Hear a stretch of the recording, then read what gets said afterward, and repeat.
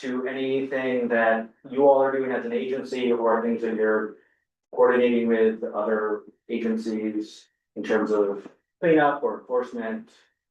And just the disparity in terms of what we're seeing here and other places. I think that what's really going on is that the way we capture data about how we maintain the parks, and it's evolved over the time that I've been in parks, much more data driven.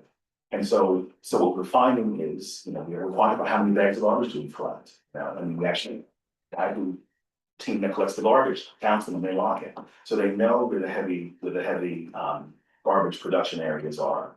And they also know who the park service inspector. I mentioned that a while ago, that we actually do weekly inspections and we also do seasonal inspections, and we also have the high stakes inspections from the PIP office. And so we have a real sense of how clean the parks are, meaning on a daily basis, how well the district teams actually clean the parks. So we have all the information. So any allocation and staffing, or changes in allocations for staffing, are responding to that information. District 4 has, it's a relatively small district. It has mostly playgrounds and doesn't have very much park zones. It doesn't have like woods and, so you don't get those kinds of encampments. We do have encampments that do it, but they're really relatively small.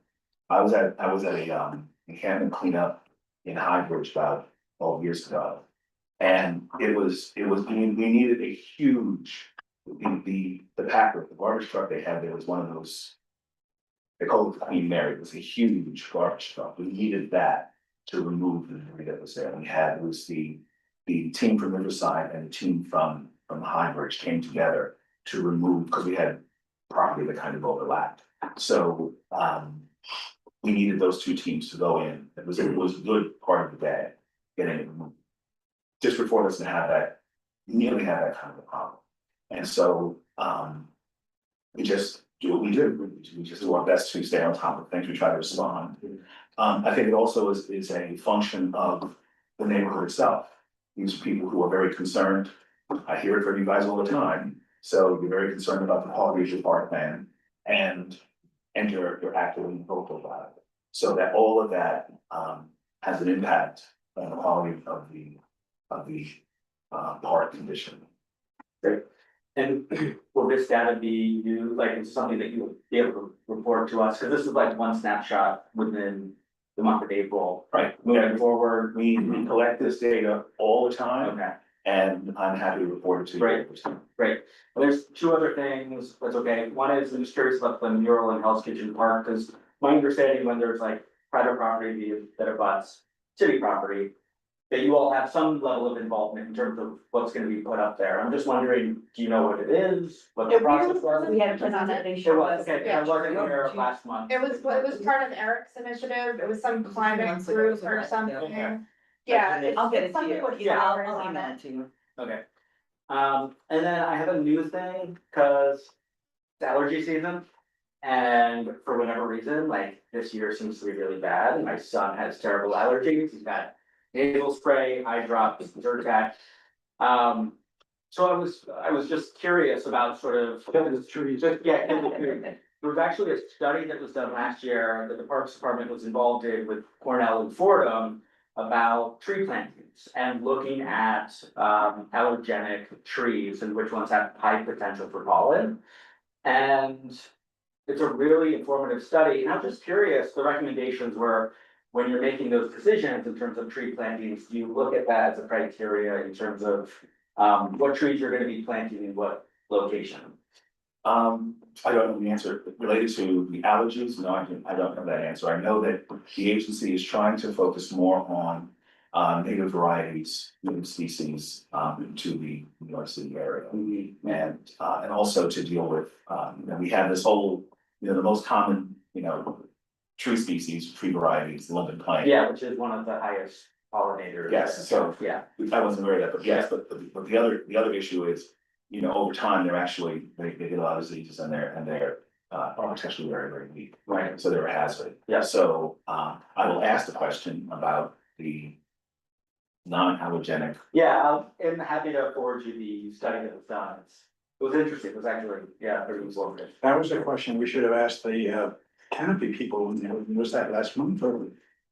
We had a whole presentation Yeah. about how the city wants to put up a million, I don't know. Yeah, whenever there's like a big campaign around tree planting, it's like a good opportunity to. It seems really relevant for them. Yeah, But so, forward it to them too. I'd like to see those. yeah, I'm happy to, Forward oh, to can I, oh, sure, Leslie, if you could. Sure, Yeah. it. Absolutely. Great. I wrote it down. Thanks, Paul. Candace. Well, so I have three questions. First one, on one of your, on the violations, the Hudson Yards, can you tell me how many were there? And Yes. where, is it at Bella Zoo? Where are they? Okay, so Hudson Yards, so let's start here. In the early part of. Okay, Around. so most of what they get, The violations. in first week of April, 3 parking violations, second week of April, 3 parking violations. Third week of April, 2 oath. Oh, I maybe I have it also, okay, so 2 of the other kinds of civil violations, 5 parking violations. I guess the 4th week, April 26th, 7 parking violations, and then the week ending May 3rd, 1 oath and 11 parking violations. Let me see what I've done on the other. Is that enough of you? Yeah, no, I just So wanted they're to know mostly about parking 25, issues. 20, yeah. It's, What they're doing, if it's the cabbies, like you said, I think you mentioned it earlier, they're parking there, so just, there, we need to think, maybe a cabbie spot, I don't know. Yeah. but it's also, Clarification. yeah, and but the other thing also with that location is it's kind of hard, you can kind of see in. So, you know, you tend to get some of the other more serious stuff in parts like the large park zones where you can hide stuff or hide out. Okay, and then the other ones, two, well, park, about Chelsea Park. The fill lights, you know, they usually gonna start and get their gas diesel still. Do you know when they're gonna get fixed, what's gonna happen? I know we've spoken, you know, about, you know, before many times. and- I know that there is I don't wanna speak out of turn, but I believe that there is a pilot project of some high efficiency lights that were going to be donated to that park. Okay, And so I know we did a walkthrough, I guess it was last last summer. I will find out, and Max, Goodstein, who always loves those kinds of sexy projects. I will find out from him where that project stands. what do you mean by high efficiency, what, like solar, are we getting solar? They're not gonna be solar, I don't believe they're gonna be solar, but I do believe they're gonna be high efficiency. Okay, I mean, they're to give off more lights, there are field lights there. I personally like the existing field lights because it's a low glow.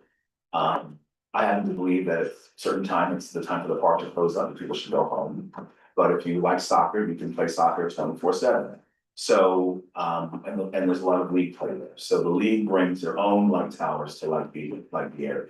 But you're right, you know, it could be diesel, sometimes they're electric, sometimes, and there actually are solar light towers, not necessarily at that location, but there are a variety of light towers. But I do know that there is a proposal for efficiency lights at that location. I will find out what the status of that is, what the progress is in. and then my last question, On that one, it seems to me that you should be promoting, I know you're in favor of this yourself. As much use of solar, as much use of electricity as possible, and as little use of diesel as possible. Well, personally, yes, I mean, I chose an environmental field because that's where my passions are. That means you can move the agency from the inside. I don't think I'm quite at the level to move the agency from the inside, but you know, it's also sometimes it's a matter of funding. And so, I mean, you know, we cobble things together piece by piece when it's possible.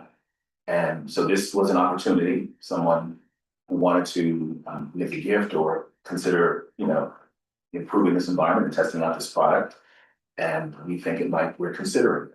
So, you know, that's how we're moving in that direction. So. Brad.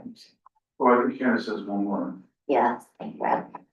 Just trees in general, the spotted lantern flies, I saw like little baby ones, the lantern flies, the spotted lantern flies. I've seen them starting to come back. Is there anything the Parks is doing to work on that? Like last year, the village, I noticed like people were wrapping tape around it and was catching them that way because they climb up the trees. Is there anything that Parks is gonna do to try to protect the trees? I will ask that question as well. I know we just tell our staff when you see this killing. Yeah, but I've seen like if there's, like we've been dealing with it for a couple of years now, so people have been doing, different things. Like I said, there's tape around it and they're stopping it, collecting it from there. I will ask So- one of the, yes, unfortunately, we avoid using pesticides as, so humanly possible. So I will ask about any mitigation. Tape, I mean, it was Well- clear tape, they just didn't thought it away and it caught them. I will ask for the official response on the intervention for spotted lantern. All right, thank you. Step on them. Yeah, well, listen, I said, if you can kill them, kill them. I mean, I guess it was maybe 3 or 4 years ago, I mean, on 61st Street, by Arsenal West, I mean, the sidewalk was covered. The doormen were actually out, spraying them, stepping on them, it was amazing.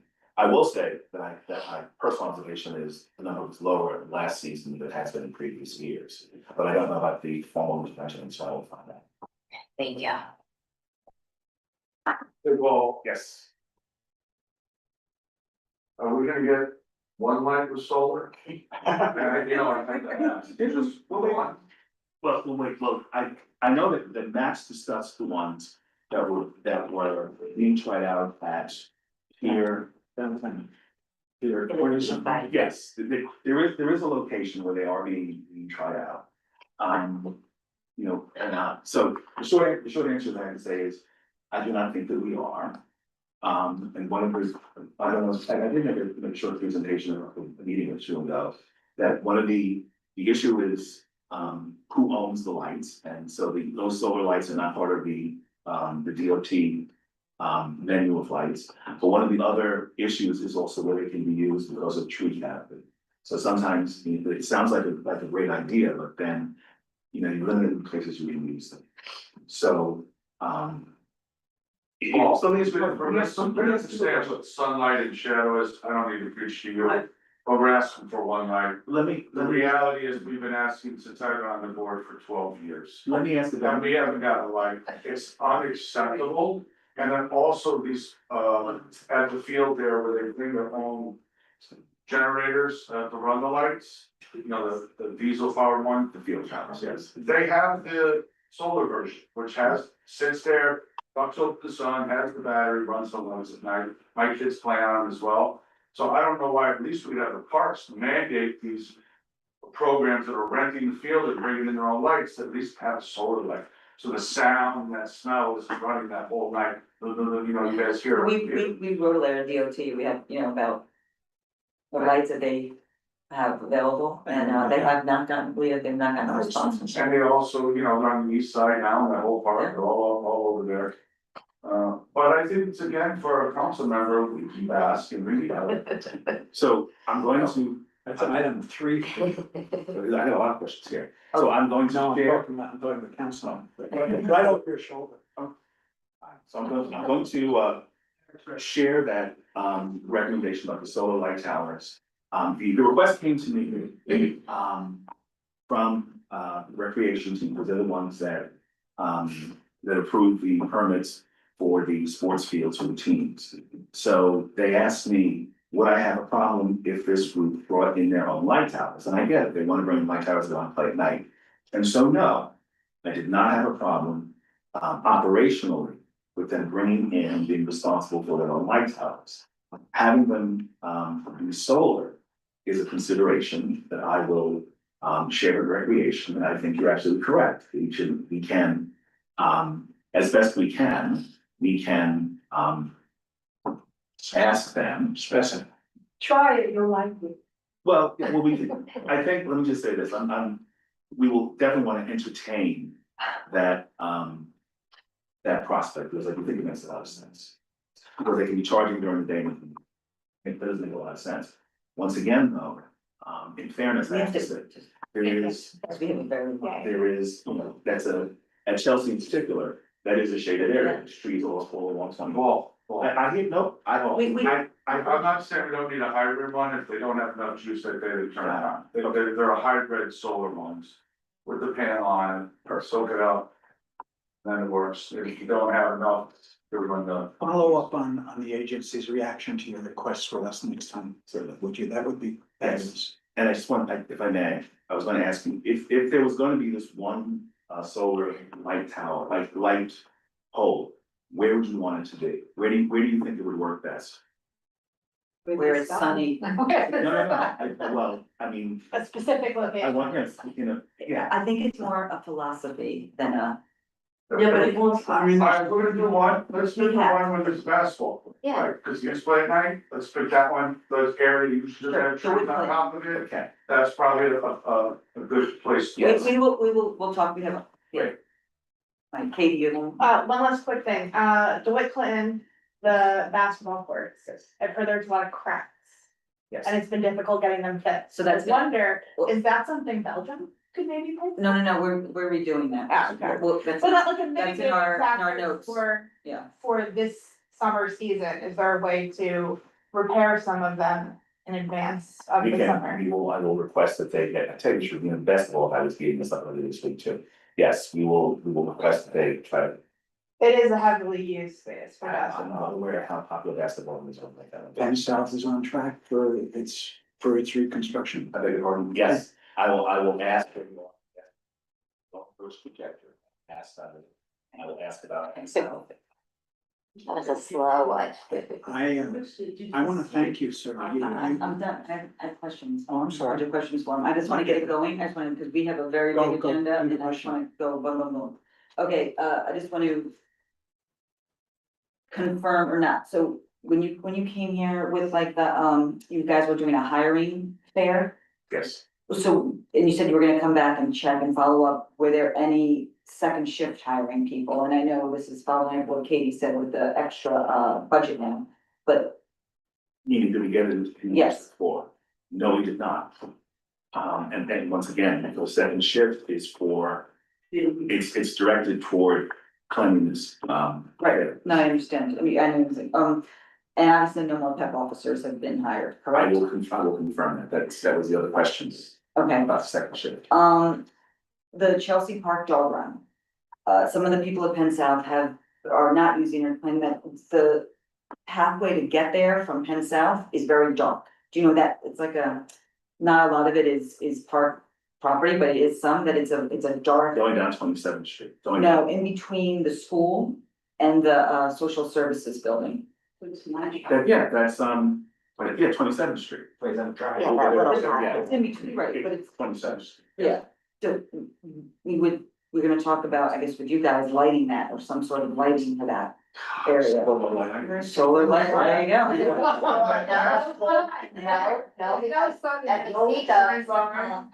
We do have a long agenda, so we should So stop that- kidding around, you know? That would not be an FEC, would be So shadows.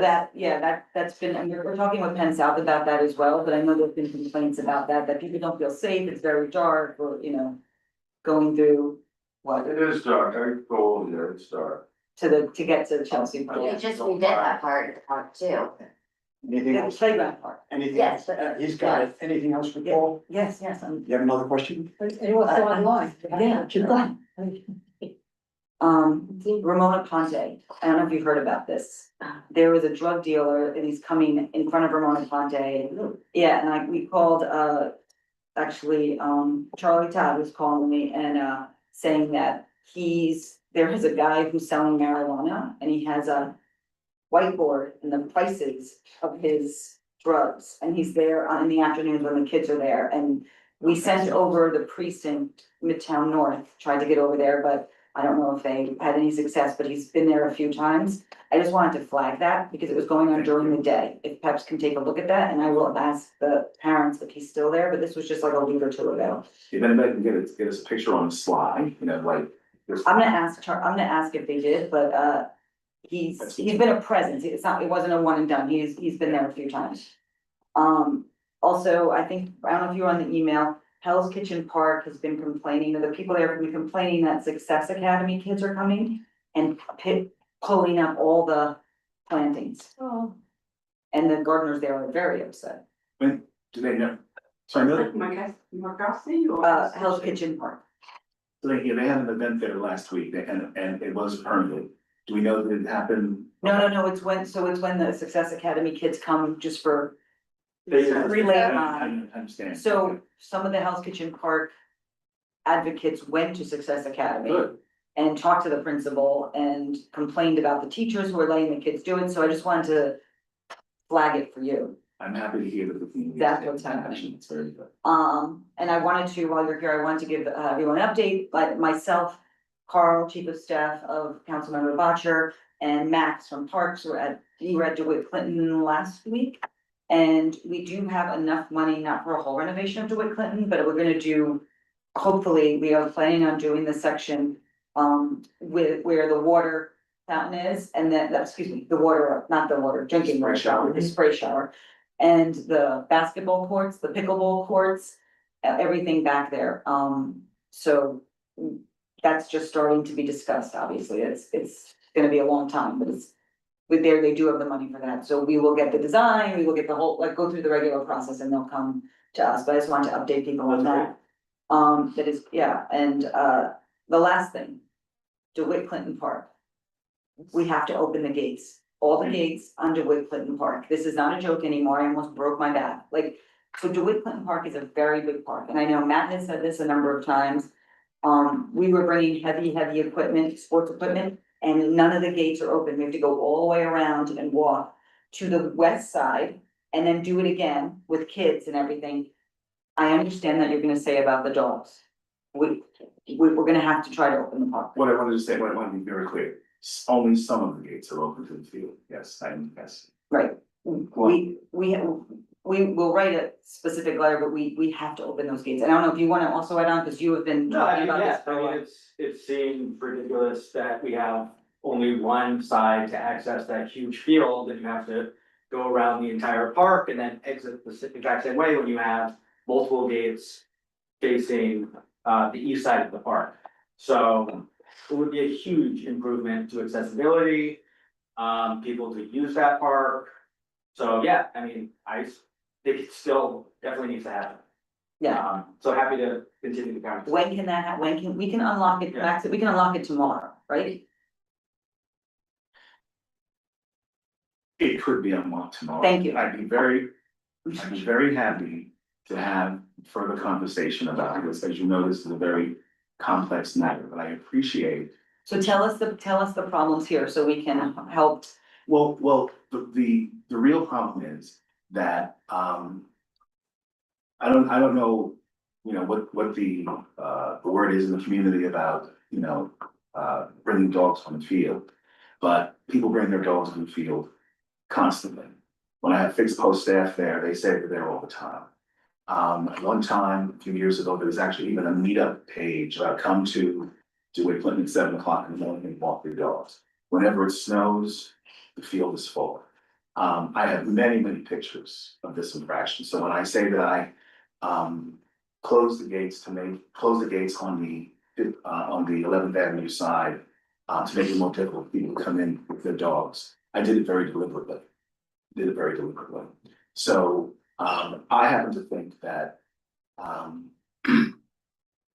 community has a role to play in this, because the neighbors who use the park, who are adjacent to it, really need to put pressure on the people who are violating the rules. They should not bring their dogs on the field.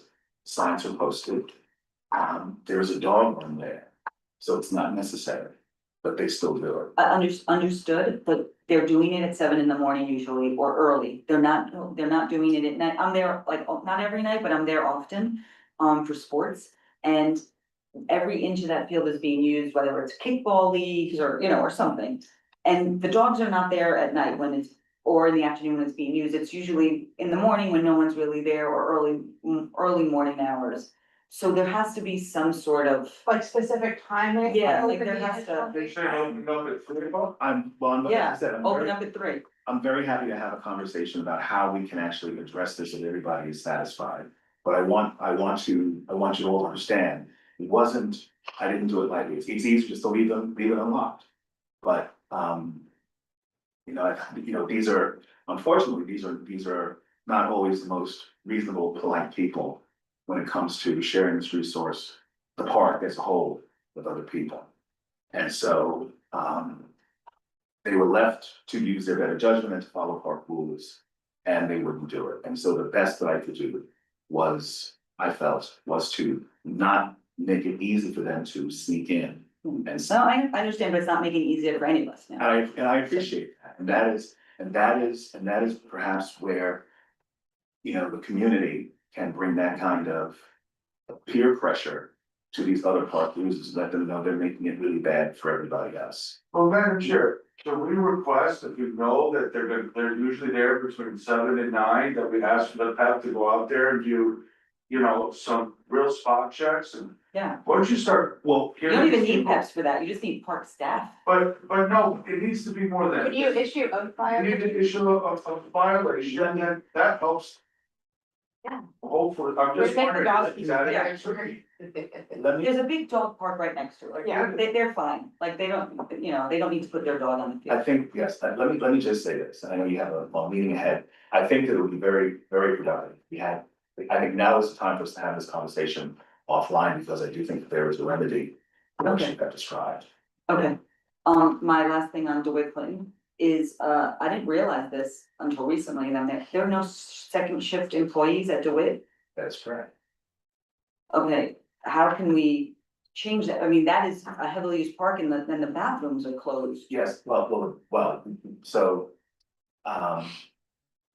District 4 is part of the District 5. District 5 has a late shift anyway. So that crew locks up District 4 and District 5. And it's interesting, District 5, basically, we lock Madison Square Park some part of the year, and we do Union Square. The other properties are under community partner or conservancy management, and so we don't have that responsibility for those properties. So the night crew that's in Union Square, to number one, oversee Union Square, and also to be on site in support of the concession that's there, basically security reasons and other, Right. reasons. They are the ones that are deployed to lock District 4 and do it.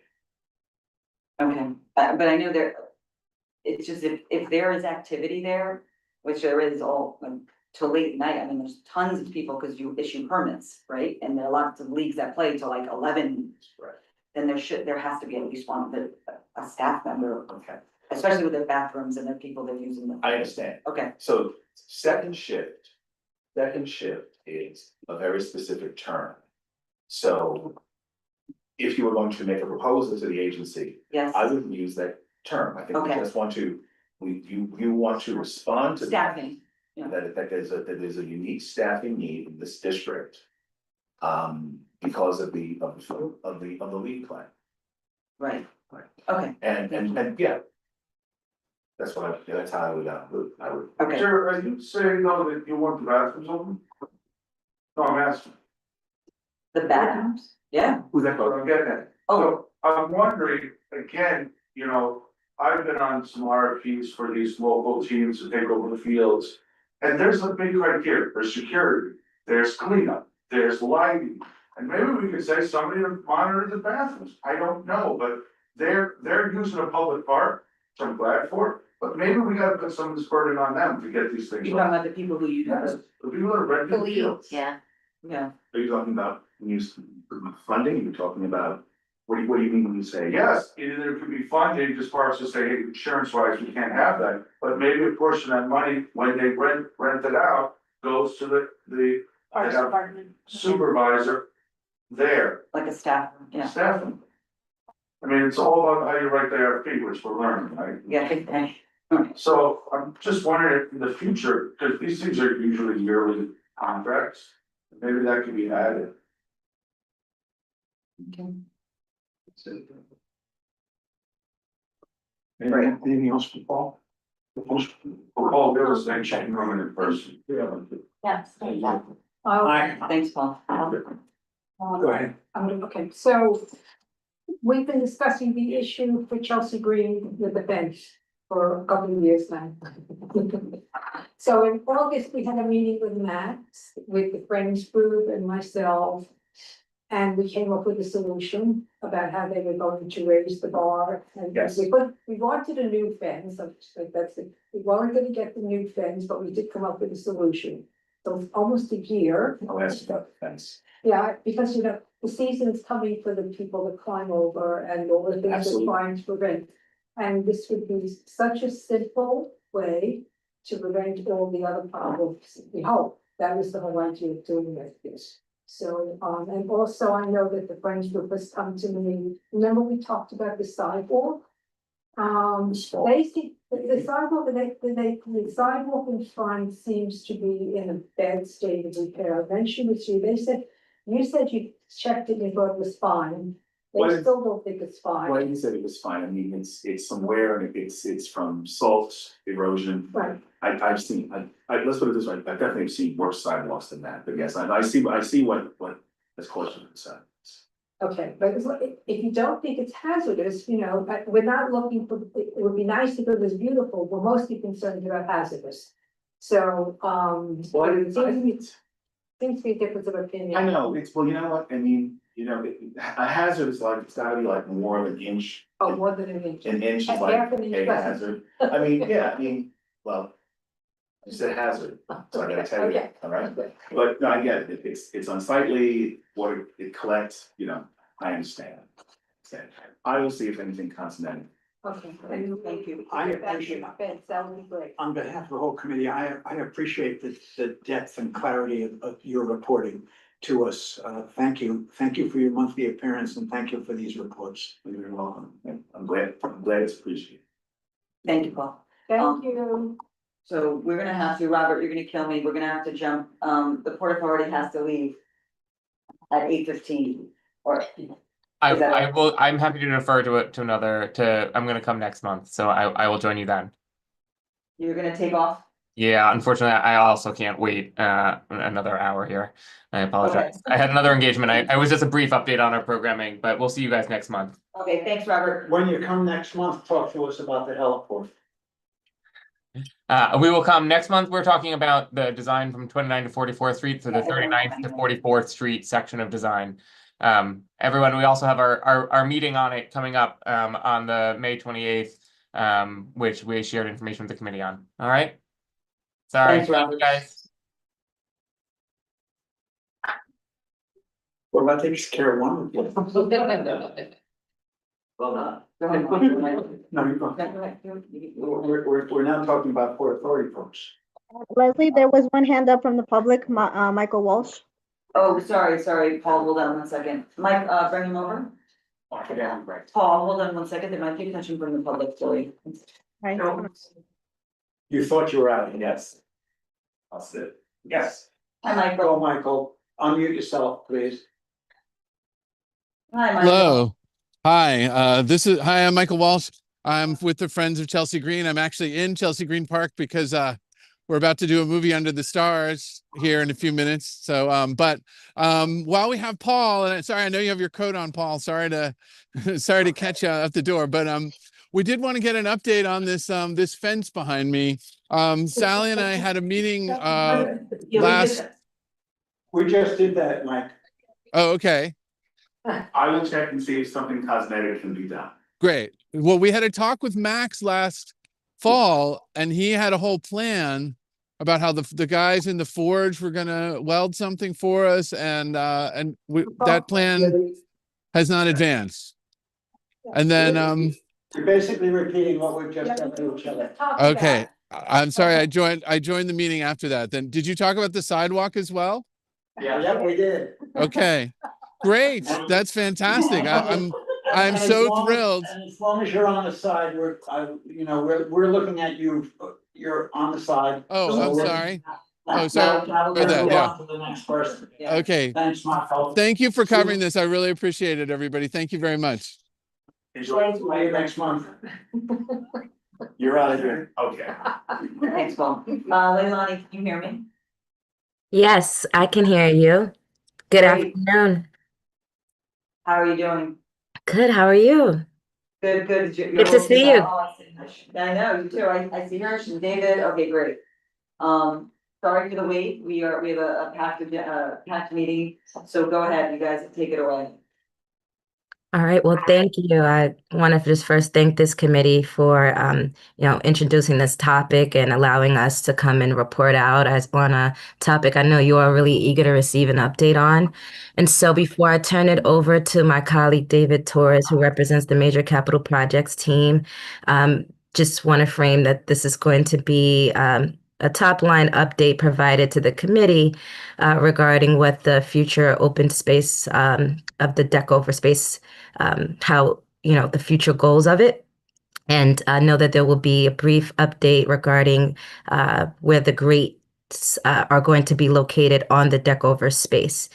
So being mindful of time, I'm going to turn it over to my colleague, David, to walk us through the presentation that we have prepared for you today.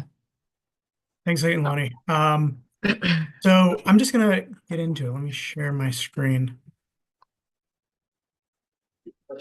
Here we go. Can everyone see the presentation? No, Not yet. Okay. not it.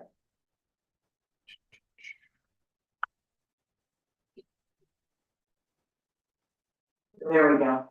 Good. Okay, great. So There we go. you can see it now? Yeah, thank you. Okay, great. So thank you, everyone. I'm excited to present, as Leilani was saying, a high overview of the project, and then get into a little more detail about where we are at the engineering process of the deck overs. So real quick, I'm going to go through the main project components in case anyone hasn't or doesn't have the briefing on what the bus terminal is going to include and what we're proposing here to build. There are 5 main components of the project. Over here in this light green, we have the new replacement terminal. This would serve a similar function to what the terminal does today, serving commuter buses in inner city. Moving to the west between 9th Avenue and 10th Avenue, here between 39th Street and 41st Street, is the new storage and staging facility. I'm going to talk about this a little bit later, but this is a totally new component of the project and is something that we've been able to add after getting a lot of community input about this being something that would help the community, but also improve the operation and minimize impacts on the Hell's Kitchen community. The third component over here in this light pink color, salmon color, is the new ramp structure. This is for the most part between 10th Avenue and 11th Avenue, and on 39th Street and 40th Street. This is going to serve a similar function to what the ramps do today, allowing buses to get in and out of the facility. Below the storage and staging facility here in green are the 2 Dyer Avenue deck overs. I'm going to talk in much more detail about this later, but important to know it's between 9th and 10th Avenue, and it is there are 2 deck overs. One is between 39th Street and 38th Street, and then the other one, the south deck over, is between 38th Street and 37th Street. And then the final component are 2 private development towers located over the main terminal, all the way on the east side of the project on 8th Avenue. So the main terminal, this is 5 floors of bus gates with about 180 gates for buses. Again, this is going to serve primarily commuter buses as well as inner city buses that are more long range.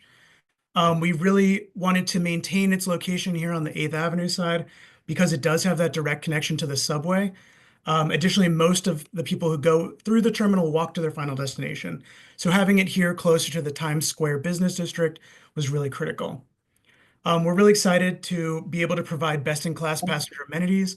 We're looking to replicate the successes we've had at the LaGuardia redevelopment as well as JFK regarding best-of-class modern transportation facilities versus the current facility, which is less attractive and a little more based in the 1970s transportation facility aesthetic. Additionally, we're excited to be able to provide ADA standards integrated into the layout and design. Unfortunately, our current facility was built in the 1950s and expanded in the 70s. So a lot of the ADA best practices were not included from the get-go. So this facility will be able to have that moving forward. Additionally, we worked with the city to close off 41st Street here on that 8th Avenue side. This is an improved condition because we are able to create a central atrium, minimize that kind of dead space that currently exists underneath the terminal today, and really create a civic presence that is much more attractive and fits in better with the neighborhood. In addition to that, we're going to have a larger atrium and a lot of street-facing retail, which we currently do not have. So much of the facility here in the main terminal, as well as in the storage and staging and ramp structure, is going to have street-facing retail, which replicates some of the successful sidewalk, street retail interactions you see around the city. I think 9th Avenue is a great example of that, where you have that sort of sidewalk churn. Our next facility over to the left, or to the west, is this blue building, the storage and staging facility. So this is the same height as the main terminal, 5 levels of storage. It will provide between 300 and 350 storage spots. Today, a lot of that storage is located on surface level parking lots around the neighborhood or in New Jersey. So by adding this new component of the facility, we're going to be able to remove the need for buses to drive around city streets between rush hours. So this is a significant benefit to the operation, but also really will reduce the number of vehicle miles traveled on city streets by these buses. Additionally, we'll reduce congestion on city streets and reduce congestion in the Lincoln Tunnel. Another benefit of having this facility as an addition to what the current facility has is that we will be able to utilize this as the temporary bus terminal during the construction of the new main terminal. So again, minimizing impacts during the construction period by keeping as much of the operation as possible within Port Authority property and off the streets. And additionally, a benefit of this structure is that on the street level, we're going to have street-facing retail spaces. So this is something we're excited to provide the neighborhood. Here in pink, we have the new ramp structure. Again, it's located on the western side of our facility between 11th and 10th Avenue. This is going to be a significantly improved ramp structure because it's going to minimize the amount of buses going on city streets. Buses now are going to be able to go directly into the ramp system, go up to the floor they need to go to, and drive to their gate. Versus today, a lot of buses do have to drive on the street grid or exit the Lincoln Tunnel and then go back and forth in order to get to where they have to go in order to get onto the correct ramp. Another benefit is that it's double width. So when buses break down, it won't cause backups onto city streets or into the Lincoln Tunnel like what occurs today. And additionally, it allows buses to travel between floors of the terminal if they are changing gates, versus today, a lot of buses, when they do have to change floors, have to drive out of the ramp system onto city streets, come back into the ramp system, and then go to a different floor. So again, minimizing impacts on city streets, minimizing the amount of bus travel that has to happen outside of the system, and reducing congestion in the neighborhood. So the next component, and I think this is a very exciting one for the community, is the new Dyer Avenue deckovers. So during construction, this will be used for bus operations to minimize the amount of impact on the immediate neighborhood. But once construction is completed, we'll be able to convert this into about 3.5 acres of publicly accessible open space. So we're very excited to provide this. It's a significant improvement from what exists today, which is that sunken roadway. So that is the main component we're going to focus on today. So I'm going to go through the construction timeline real quick. Currently, we're on phase 1A, where we're building these deckovers. We've awarded the contract, but as well, we've begun to put out some of the roadway barriers and sidewalk infrastructure to allow for that construction period. So we've gotten started on this, and we are hoping to wrap up this component of the project by 2027. Additionally, in phase 1, we're calling it phase 1B, we're going to start that temporary terminal construction and the new ramp structure. So we're in an active procurement right now for that. We're hoping to announce that soon. But our goal is to start construction on that in late 2025, with the goal of completing that by 2029. At which point, a lot of the operation will then move into that temporary terminal or the deckovers, and we will then close the existing main terminal and begin construction on that in 2029. The goal for phase 2 is to complete it by 2032, at which point we will then move all operations into that new main terminal, turn that temporary terminal into the storage and staging facility, and then begin the process, once everything is complete, of turning those deckovers into that publicly accessible open space. Something else I wanted to highlight was that the agency has set up a construction logistics office. This is a office located within major capital projects, which is working to coordinate technical aspects with our construction contractors and city agencies. This department has been, or this group has been working on with internal PA departments regarding implementation of program and operations in order to minimize impacts and ensure that we're building the project as quickly as possible without interfering with the neighborhood's regular business and residential population. Additionally, the CLO is working with government community relations on the monthly construction task force meetings. So this is something where we have been able to walk the community and specifically stakeholders through what's happening over the next 4 weeks to 6 weeks to make sure there are no surprises regarding sidewalk closures, for example, or any construction activity you'll see throughout the neighborhood. Okay. So now we're going to dive a little bit deeper into the Dyer Avenue decovers. Again, we're at a very preliminary part of the process regarding design of what it will look like in the completed phase, but we do have an idea about some of the engineering constraints that we have for the decovers. So again, the decovers are going to be located between 9th Avenue and 10th Avenue here, and between 39th Street on the north and 37th Street. Right now, a lot of this is sunken highway infrastructure that is not accessible to the public unless you're driving in and out of the Lincoln Tunnel. This grayed out area is approximately where the two decovers will be. So we'll be able to cap a significant amount of that highway infrastructure and then have it be essentially sidewalk level, street level, which will then, as I was saying, will be converted into publicly accessible open space at the conclusion of the construction part of the project. Right now, something critical to take note of is that there are 5 bridges that are existing right now that hold up the city street. The 2 on the east side of the project, a lot of their support structure is below grade, and that is something that is going to be helpful with when we do convert that open space or convert that deck over into the open space. We'll be able to remove some of the parapet walls, which I'll show you later is going to have a major impact in allowing the space to be open to the public and serve a more traditional public space role versus something that's more closed off. The 4 yellow bridges, however, have some support structure above grade. So we're going to have to maintain that and keep it in the final condition of the decovers. And I'll show you exactly what I'm talking about in regards to those parapets in the next slide. So for those 2 eastern bridges, here's the existing parapet walls.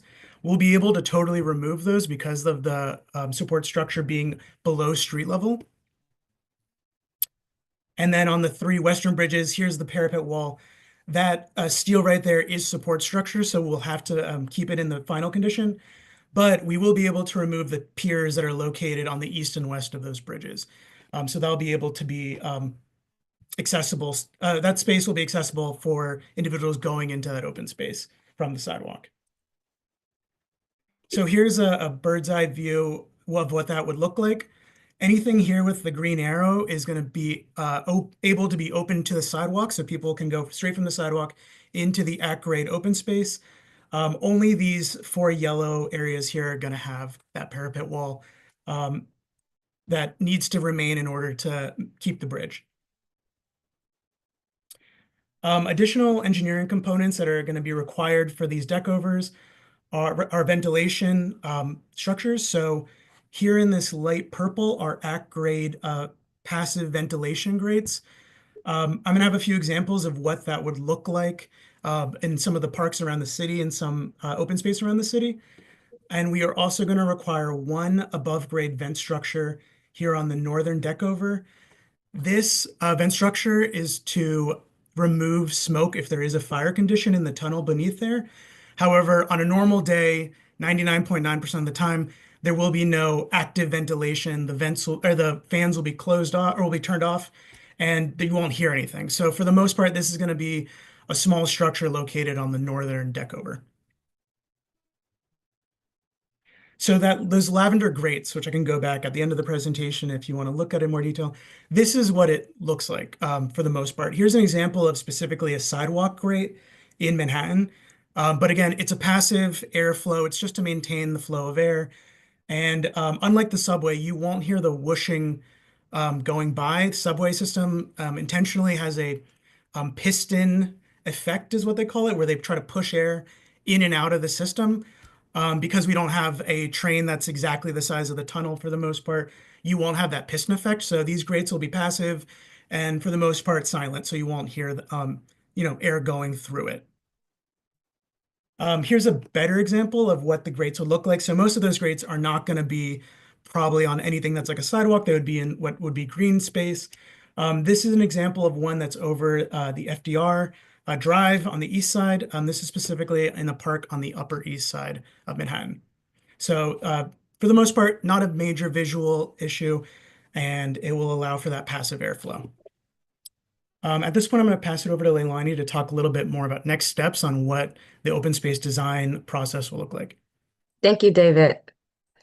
Before we get into the long-term vision for the open space, I just wanted to take a moment to highlight the formal commitments that the Port Authority made through the points of agreement letter, which many of you, I'm sure, on the community board is aware of. But for those listening in who may not be aware of what that letter and what that document entails, it simply is a document that established a clear framework on the process on how the open space will be designed, and not unilaterally by the agency, but in partnership with the community and elected officials.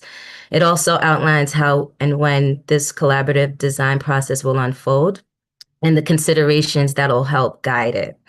And so just to start, the Port Authority, we made a commitment to delivering, as you heard my colleague David reference earlier, 3.5 acres of publicly accessible open space, which will at some point be converted after the completion of phase 2 into an open green space.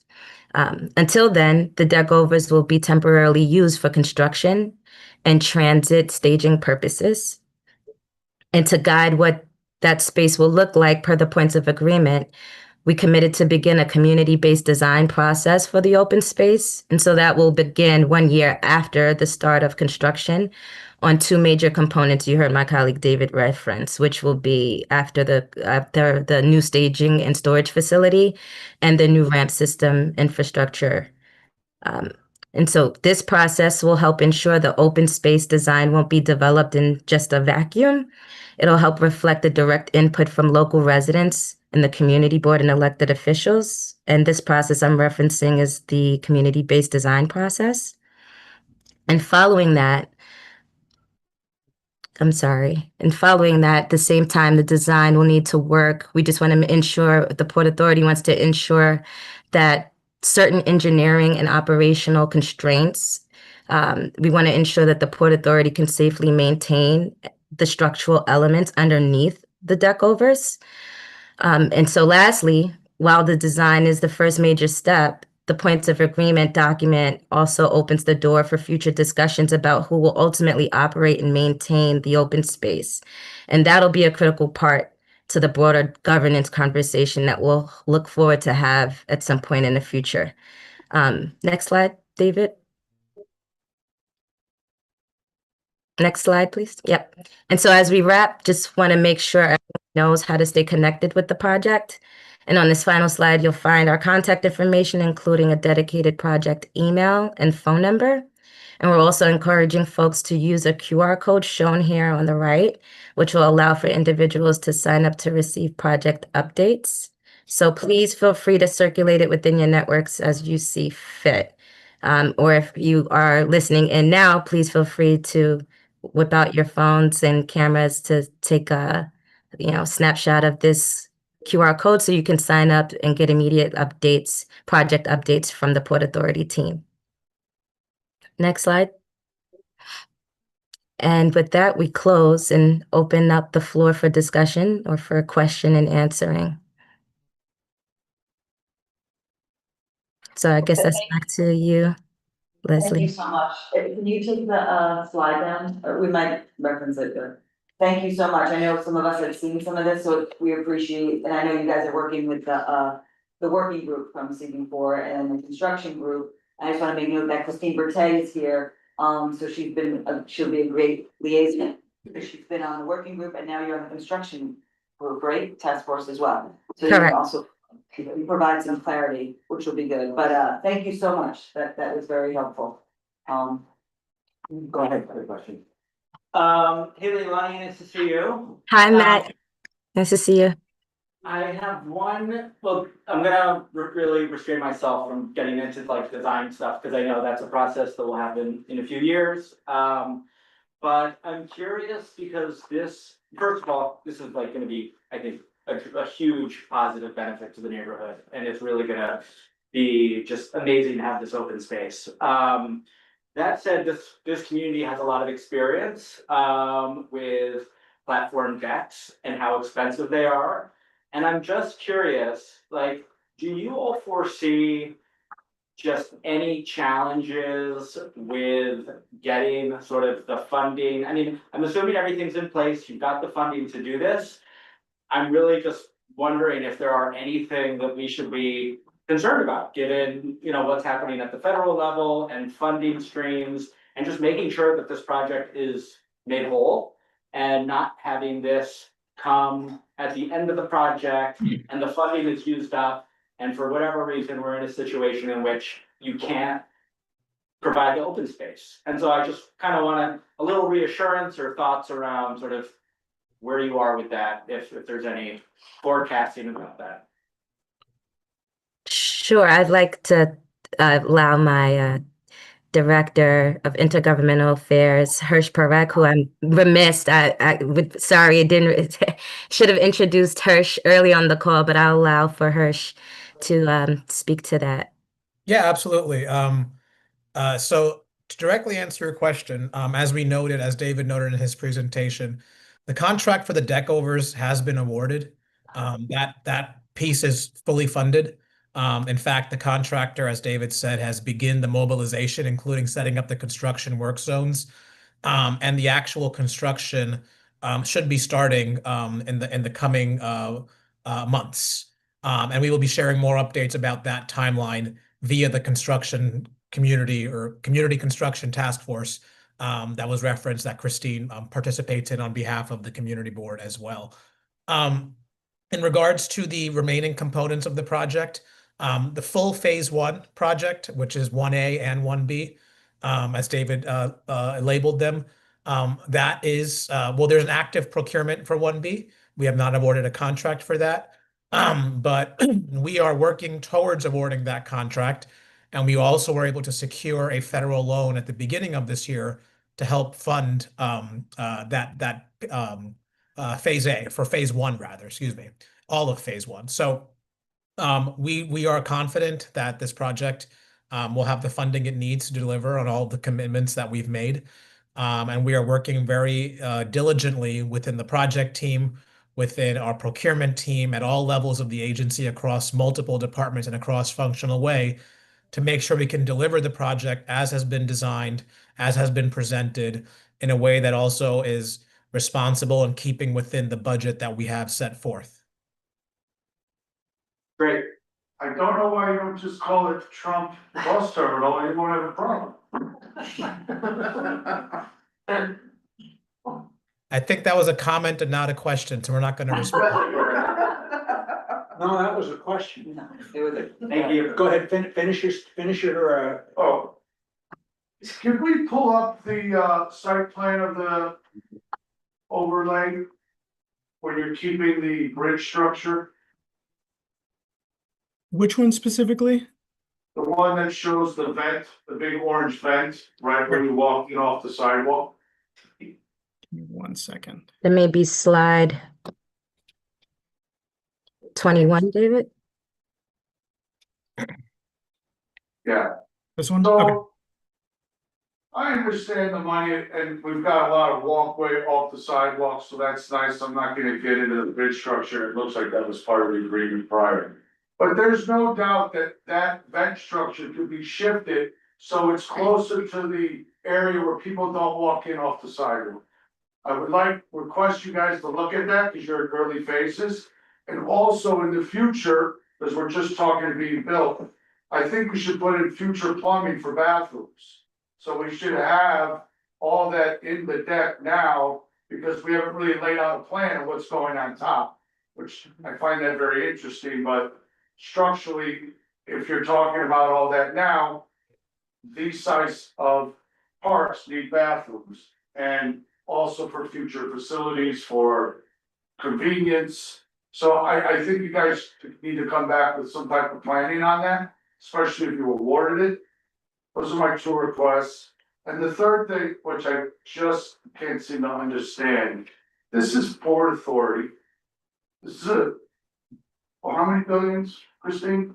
I don't know. How many billions dollars on this project? Oh, 10. $10 billion, which continues to make money after this, with a private component on it, right? I don't even know why it's even up for question on who's maintaining the park. It's the Port Authority. I'm just, because it's gonna be, we don't have any money. Who's gonna pay for it? No, we don't want that. The agreement says they've maintained 33% And so they're gonna pay for it. for 33% of it, And then where's the rest going, Christine? somebody. So where, because you see, Paul, we can't even get a garbage bin. So I think that's really discerning with $10 billion on the line. Even if today they put $5 million to account and let it make interest by this thing's done, we would maintain that park for 40 years. So I don't understand how that agreed to. On top of the storage facility, the new blue one. Is that gonna be structurally sound to take new transportation in the future? Like drones and bringing people in?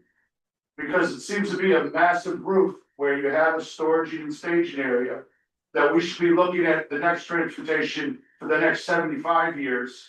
And maybe we should at least design the roof to accommodate for future, regarding future technology.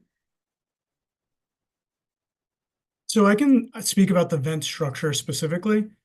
The location is really critical because this doesn't show it very well, but there is a roadway there that extends all the way to the Galvin Plaza area.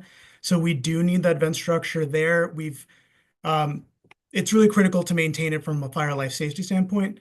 No, I'm Additionally, not saying don't do it, David. What I'm saying is, this is the cheap way out, and it's right where people walk off the sidewalk. It's anything to be engineered to be moved. I can't sit here and buy that you gotta put a big vent structure right where we gotta walk into the park. It can be relocated, it's just the public side of this is getting shafted. Because if that was in the way of a pier to bring in a bus, it'd be moved. So we'd like you to look at it, doesn't make sense to put it right there. So that's my opinion, I just think we here in the public are being shafted. They don't wanna spend the money, it's the cheapest and easiest way to put it, and it's sitting right there, right off the sidewalk, where we're getting on. So let me jump in here if I may. So, as David mentioned, it can't be relocated. We have looked at it because of the location of the roadway underneath it. And this is to ensure that if, God forbid, there is some sort of fire or other emergency in that roadway, that we can get the smoke and other things out of there and make sure that we are protecting lives. I also just want to comment on the point about, the budget for this project. Some of you may be aware that initially this project started off at about $5.5 billion. And we received a lot of community feedback about how we can improve the project in a way that addresses some longstanding community concerns. And we took that feedback back very seriously. And based on a lot of that input that we received, we changed the project design in a way that nearly doubled the cost of this project to $10 billion, as Christine mentioned. And a large part of that increase addresses many of the community's concerns that exist with the existing facility. And so these deck overs and the conversion to the open space is a investment we are making in the future of the community.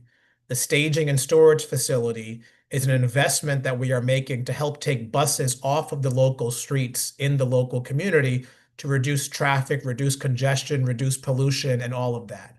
And so we have been working hand in glove. Chair, I with- consider it this mockery. When the first design was $5 billion and it was bad, that doesn't mean a new design doesn't cost more. Christine, let me finish. No, but let me finish. And also, these two staging areas they needed, they've always needed staging areas to do the work. So they always, I'm not buying it. That's not And accurate, I'm just sir. saying, to sit here and say that, oh, we spent more money, we can't accommodate. That's total, I'm not gonna say what it is. That's ridiculous. Well, Because the first iteration of the plan wasn't good. Well, That's sir, not I'm our sorry fault. that that's your opinion, but I'm just laying out what the facts are, so. And clearly, everybody agreed, because that's why we have a better project, and I appreciate the work that was put into it, and the parks. I'm just simply asking. Let's address the future for the bathrooms. Is that something that can be done? There is no plumbing that is incorporated into these deck over structures. So And Christine, I that- know you're on the construction side, but you've been with us for 15 years. We're gonna have these massive things with no bathrooms. They tell us it's $6 million Wait. every time we build a bathroom. Yes. The whole concept is, first of all, I think having a bathroom would be useful because you are going to have a lot of commuters on those platforms. So I think that would be a good thing to do. But when we design the park in 1 year, obviously bathrooms are going to be problem. The problem is they're putting all the structure, and everything, just like this bank that they say we can't do now. They need to plan for it now. That's all I'm saying. It's the way it is. Anyone else? But Hirsch, isn't it a good idea to put bathroom where you are going to have so many travelers there?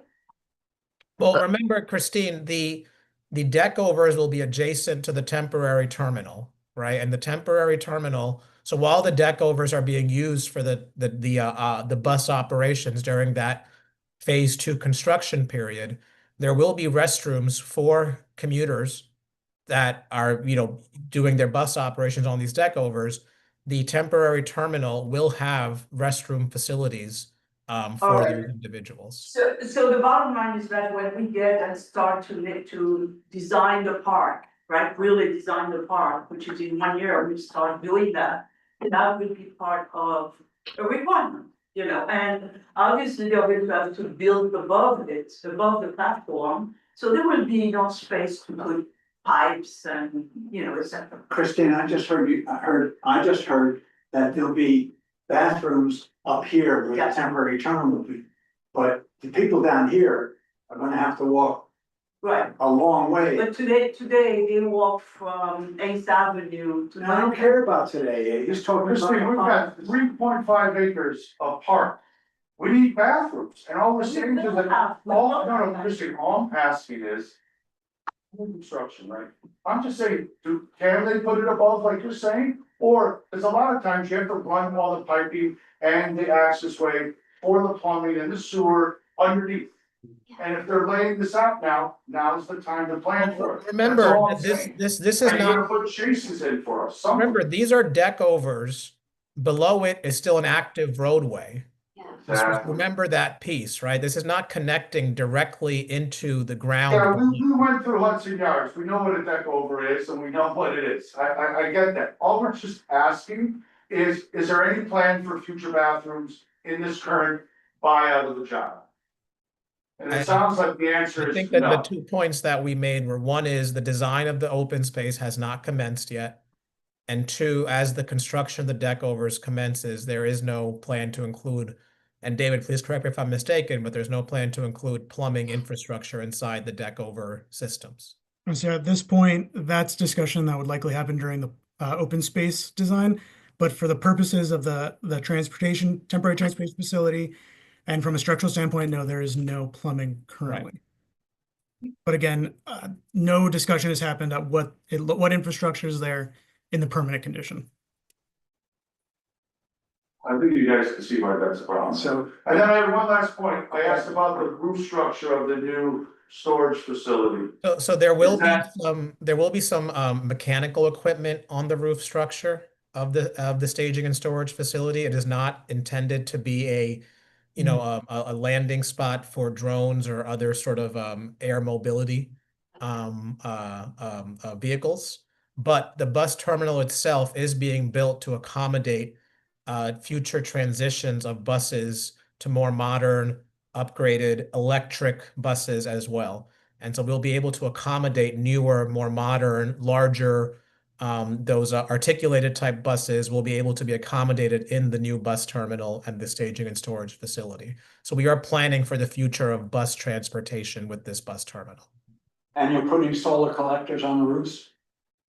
That there has been no discussion at this time about that yet. But like I said, there will be some mechanical equipment on the roof. And I would just say more broadly, at the Port Authority, we have a very, very robust agenda to achieve net zero emissions across all of our facilities by 2050. And part of that effort includes activating and installing solar, renewable solar and energy equipment across many, many surfaces across our facilities. So does that mean that can happen in the future here? It's possible, but we have not yet explored that in any real way. So Hirsch, when is that, when we handed in our huge document from CB4 and WPE contributed, one of our main priority was probably every inch of roof space would be used up for either public roof space or green energy usage. And you're saying none of that has been looked at? Well, as I said, right, there will be mechanical equipment on the rooftop, and so we need to make sure that that can be accommodated effectively. And more broadly, we as an agency are looking holistically across all of our facilities to look at opportunities to install solar. But as you know, it's not just installing panels. There needs to be the appropriate connectivity to the grid. We have to engage with the utility. So it's not a decision that we can say yes or no. There needs to be a thorough analysis done about what's possible, how it's possible, where it's possible, what the cost. That's what we're asking now. Right, but what I'm saying is that analysis, that determination has not been done yet, right? That's what I'm saying here is it possible? Potentially, but I'm not here to say yes or no. You just said When no. is the analysis happening and what's the timeline for that? Well, I think it's important that we actually complete the construction first before we can get into whether or not that's possible. That seems. But Look, let me give you an example. We built a parking garage at LaGuardia Airport. After the garage was completed, we worked with the New York Power Authority and with the local utility to investigate the opportunity to put solar panels. And now if you look at the rooftop of that garage, it is covered with solar panels. But that work was done after the garage had been completed. So it's not precluding that from happening in the future. We just have not gotten to that point yet. Katie was next, and then. Just some clarifying questions. When you say that the deck over is fully funded, does that funding include money for transforming the deck overs from construction staging to open space? So the contract that has been awarded is to construct the deck overs. The conversion of the deck overs to the open space will come after phase 2 is completed, as David noted. And so there will be another contract that will be procured to perform that conversion. That is part of our $10 billion project budget, which we are committed to. But in terms of you know, the work to do that and all of that has not been awarded yet. But we have made a commitment, and it is our commitment to make sure the deck overs are converted to the open space. Got it.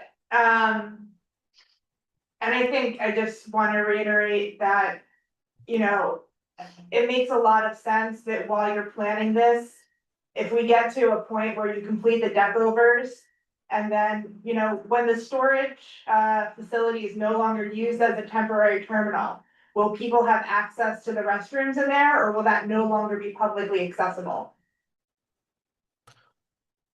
So let me just say, at the ground level of the storage and staging facility, there's going to be retail, as we noted, across the entire ground level.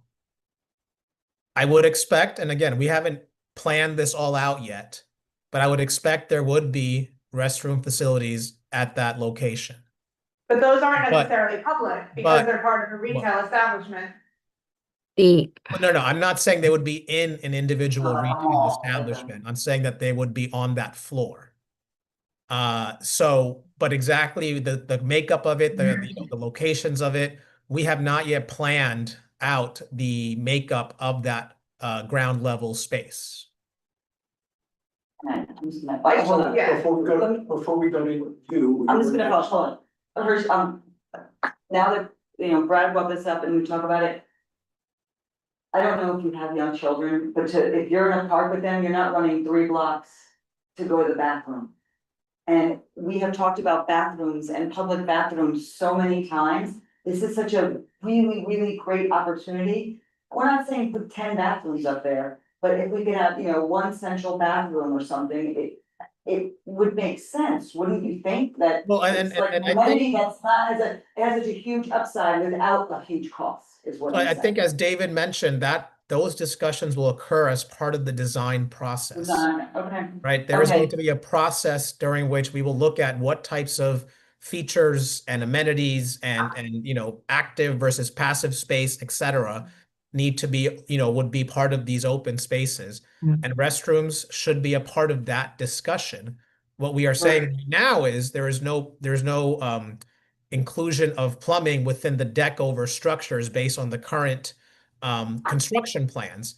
But there's going to be a whole process to convert the deck overs to open space. And so there may be an opportunity during that design process to look at opportunities for that. We're just not at that point in the process yet. And I know you guys came, I wouldn't say specifically, but mostly for the venting, so we appreciate that, and I don't wanna get too far off, but the venting, I may be in the minority, I don't know, the venting doesn't bother me, the at-grade venting, there's so much you could do, you could change it. You can change it with, or disguise it with bushes or shrub, right? I'm guessing when we get to that design phase, so that would be okay. But the one thing that I do question is that one shaft that's gonna be right at the entrance, like Brad said, and it's not impossible to move. I know you said it's impossible to move. It's not, if you have, enough money to put it off on the side, you can do some sort of venting along the way. That's the only thing that really that concerns me, not necessarily the perimeter venting. Cause thank you for your thoughtfulness on that design, because I think that really is not really obtrusive, right? That's, it's there for a reason, and I think design can work around it. It's the above grade, that tower, for lack of a better term, of shaft. The size. Yeah, like what, can you put that up again, David? I'm sorry, that one. Yeah, I I'm was just sorry gonna that see. you're going back and forth. Do you have And what- asking about the dimensions of the? No. Can you put it up just the orange so we could see it? It's right there in the middle of the. So I don't have the exact dimensions right now, but we're estimating it's only going to be maybe 15 feet above grade level. Again, its location is really critical. If we go back a few slides, you can see there's roadway on almost every part around it.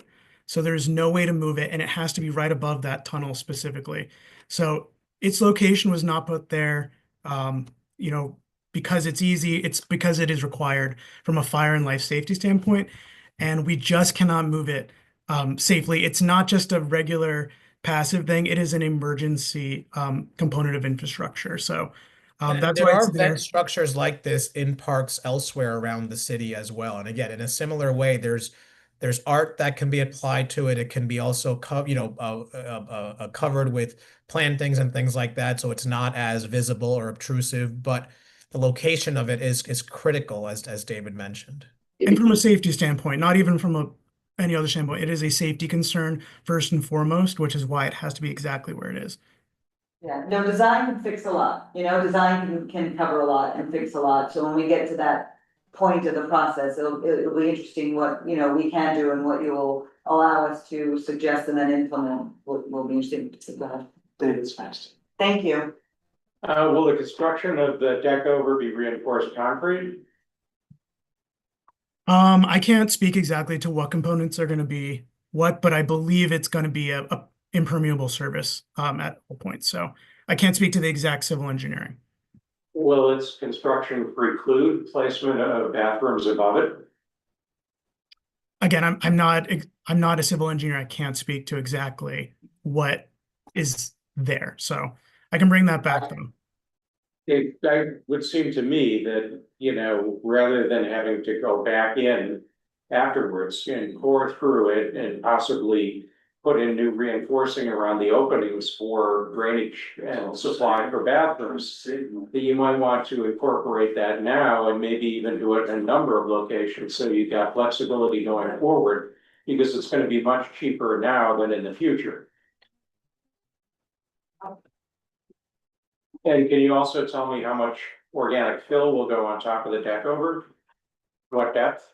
Again, that's design that we're going to speak to a year from now. These conversations are a little preliminary, and I'm apologetic for that. I get that that's the exciting part, and that's what we all want to talk about.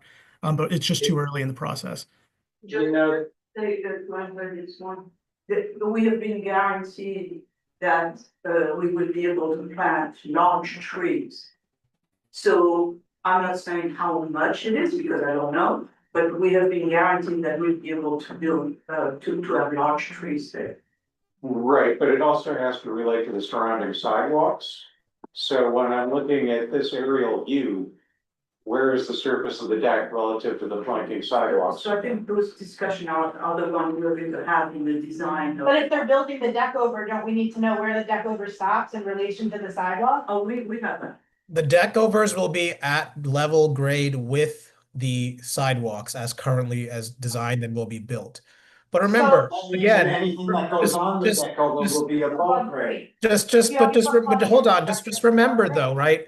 There will be a whole process to convert the deck overs with the roadways and things like that that will be removed, and that can be replaced with fill and things like that, right? So it's not as if, you know, you have to build on top of the roadway that's going to be there to accommodate bus operations. That road and all of that will need to be removed to convert it into the open space. No, I'm talking about the existing roads on either side that will remain. Yeah. Well, those are city streets. I realize that, and they're gonna stay where they are, right? Yes, there's no change to the city streetscape, no. And once your deck is created, it's gonna stay where it is, right? Correct. So what's the difference in grade between them? Is the deck a few feet below so that you can fill it up with soil and planting? I know what you're getting at. Well, it's very clear, that's why we keep asking these questions. If it's gonna be down 3 feet, they can't get 2 feet of dirt. He's clarifying what I'm asking. I mean, how does it work? How does it work? I can't hear that, the clarification. If you can repeat. How does it work even conceptually in a section? How does If what? you're starting at grade, anything more will be. No, remember, okay, so the deck overs will be built. On top of the deck overs, you will need to build the roadways and things like that to accommodate bus operations. So that's how it's going to be set up. And then we're going to remove the roads and things like that that are there for the bus operations and replace it with the needs of the open space. Now, if you're asking for the specific specs of the distance between the grade and the roadway and this deck over surface, we don't have that. We're not the engineers on this project. So we can get back to you on that, but that's not something we have on this call. But also, just to kind of level set for a second, and I did express this prior to us presenting, that this is a very high level, and we appreciate the questions. We're writing them all down. You know, we'll discuss internally. But this is an introductory, you know, conversation and discussion about the open space, the deck over open spaces. So apologies that, you know, the full in-depth detailed you know, information you all are looking for, we're not able to provide at this moment. But this is one of many conversations and discussions we're looking to have with this committee. And, you know, I'm sorry if that wasn't made clear, but just wanted to kind of level set on the, you know, expectations of today's presentation. And again, it's appreciated the questions. I think this is helping us frame and understand better what it is that this committee is looking for. And, you know, again, apologies that we're not able to speak to the technical, you know, specific details and updates you're looking for. But this is a high level overview presentation on, you know, these at grade greats per the request of the community board for us to come and present on them. And I think you all are looking for something more fully fleshed out and more detailed, to which, again, capturing your questions and comments, and we intend to follow up when appropriate to provide more color and context to many of these valid questions that you all are asking of us. And apologies that we're not able to provide such in-depth details today. Thank you, Leilani. Right. And thank you for the presentation. I am hoping you are able to provide this detail since you are talking about the deck over elements. The above grade vent, do you have a detail on what that is gonna be? I know you showed the picture of like the raised and the, you know, garden and the grass, but if we have no plumbing, we can't have grass. So what kind of structure are we getting? This is for the deck. Sorry, in regards to the mechanical vent or the? Yeah, for the deck, for the deck over, the above grade vent structure. Do you have the design for that? What, do we know what we're getting on that? There is right now what's required, but we don't have an exact design. The best example of what one, and this one again is not a one-to-one because it's a building vent, is at the World Trade Center site. There are some vents in the Park Memorial Plaza area. But again, I don't have those dimensions for you right now. So. But is it gonna be a structure or is it going to be like what you showed us in the picture, the actual grass and it covered? No, that's the purple. Yeah, those are the I'm grades. talking about the orange. Is a structure, he's like It's an 15 actual- feet tall. But no, he showed a picture of the above grade structure where it was. So like a line of I think grass. you Yeah. misunderstood the picture, right? So the pictures that we showed were examples of the at-grade grates, Grading. other locations around the city. We did not show a picture of another above-grade vent structure, although they do exist. We did not show a picture of that in this presentation. Yeah, at grade, not above grade. Right. That's what you They said. showed pictures of what the purple would be, not what Correct. the orange yellow would Correct, be. yeah. Okay. I thought he said the one that was at the park was above grade. No, that's flush. He was showing that you could put greenery around it, or you can. Yeah, what he was showing is that was a park that was built above the FDR. And so the grates that were at grade on that park was for a park built above the FDR. You guys did notice there was a 4-foot parapet wall and then the hill. Yes. And if we don't know if they awarded the deck and they don't know the depth of it, that's why we're asking these technical questions now. Because you guys said that you awarded the deck and it's starting in a few months. So these are very pertinent questions. Otherwise, we could totally understand you don't have the answers. But when you say you awarded it, that's a bit of a problem now. Yeah, but again, And we that's why don't we're asking have these questions. the contractor and the engineers are not in this meeting. So as Leilani noted, we have the questions. We will make sure we get responses back to you, but none of us are the engineers or the contractors. May I ask a question for my own clarification, if I heard this conversation correctly? There's going to be a deck over. And on top of that deck over, there's going to be roadways. That's two separate elements. And that's what's been contracted for now. The roadways will go to the streets at grade, which means when you remove the roadways, the deck that remains will be below grade. Do I have that right?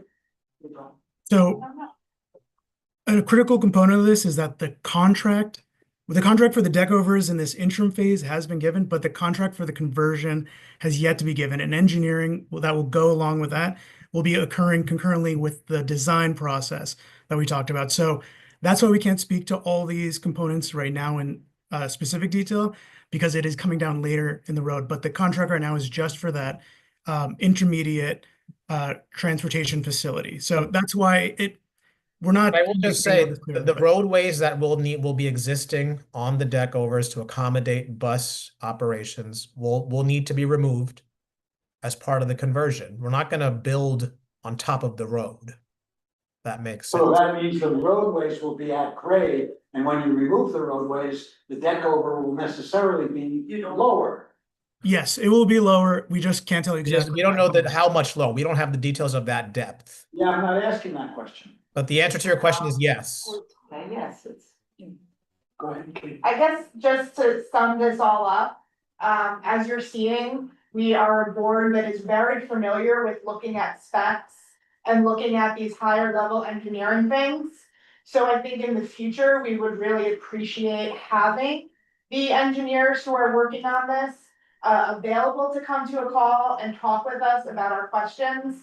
Again, as you can see, there may be other community boards in the city that don't have the level of expertise, but we're asking questions that are beyond what you're able to provide. So I think it would be really helpful to have those people here, because all we're doing is trying to ensure that the project moves forward in the best way possible, and we don't run into an issue where things aren't thought about in advance. And then when it's all said and done, it's like, oh, well, we should have done that when we built the deck over, but it's too late, and now it's gonna cost $3 billion to do that work, so we can't do it. So we're trying to help, and we have a lot of technical expertise to provide. So it'd be helpful if we could discuss that with, your team that has that technical expertise as well. May I say something? Yeah, go ahead. Yes. It's probably, the working group is probably responsible for the disconnect. The presentation was supposed to be very focused on the ventilation. Okay, and not on the decks. Not that you shouldn't ask questions, but I'm just saying, as far as them being prepared, that's what we communicated. So I guess we have to carry some responsibility for what is the scope of what was going to be discussed and what kind of people they need to bring to the equation. Okay, that's. What do they bring to the equation to be told that we wanted solar roofs or green energy? And we were just told, hey, it might happen in 2050 and we'll figure it out later. That's not good enough, Christine. Well, That's not good. but that's not what I said, the right? answer I just we want to be got. clear that that's not what I said. So Guys, let's just, like Christine said, we really have to just stick with the venting at this point. We are, when I say we, CB4 has been in constant contact on this project with these people, I think weekly, if not maybe every other day. So I think if this does flag some concerns for us, it certainly does. I think we should present it to our working group representatives. Pass it on. And they can then address it with the Port Authority. So then when the Port Authority does come back and we do get into the design phase, whatever, then hopefully they will have more, more of a complete response or answers. It's really messed up because, on our board then, because we always want a bathroom in a park and we want solar. And doesn't seem to be discussed once. again, I just want to clarify the solar question. I just want to. I know we put it in our letter, Chair, right? I just want to go back to that solar question because it keeps coming up, right? No, we have not said. Coming up, yes.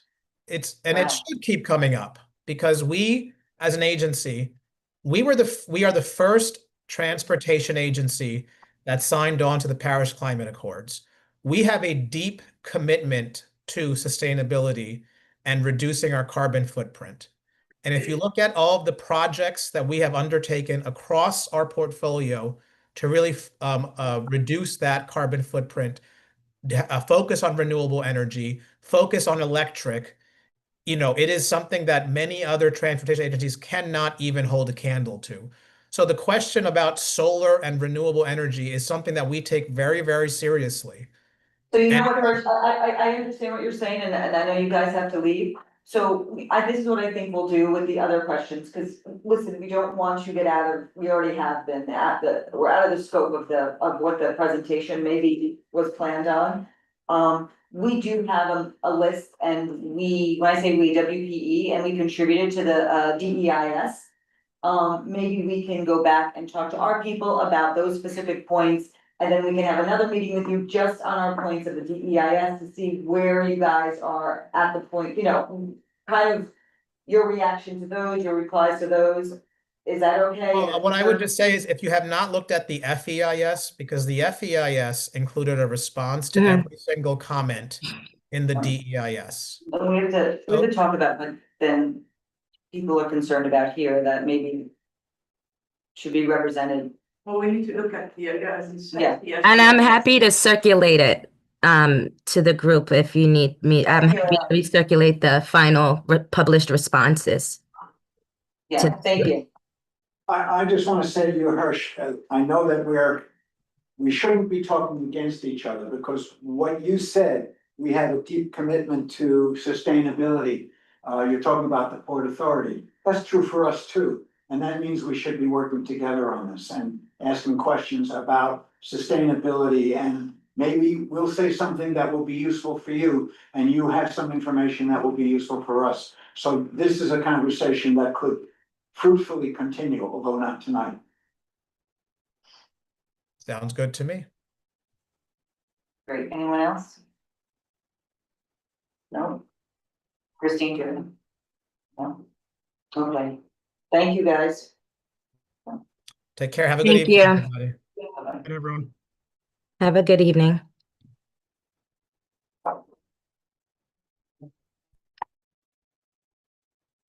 Well, or there is still Yeah. somebody from. Is there anything? There is.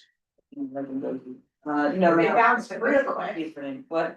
They left real quick. There's the Port Authority's gone, Vornado's. Yeah. I think we went way off of the scope of our agenda. Right. Do you want me to? I really think that we should be more, Well, also honestly, that was, did anyone here need another explanation of the Port Authority plan?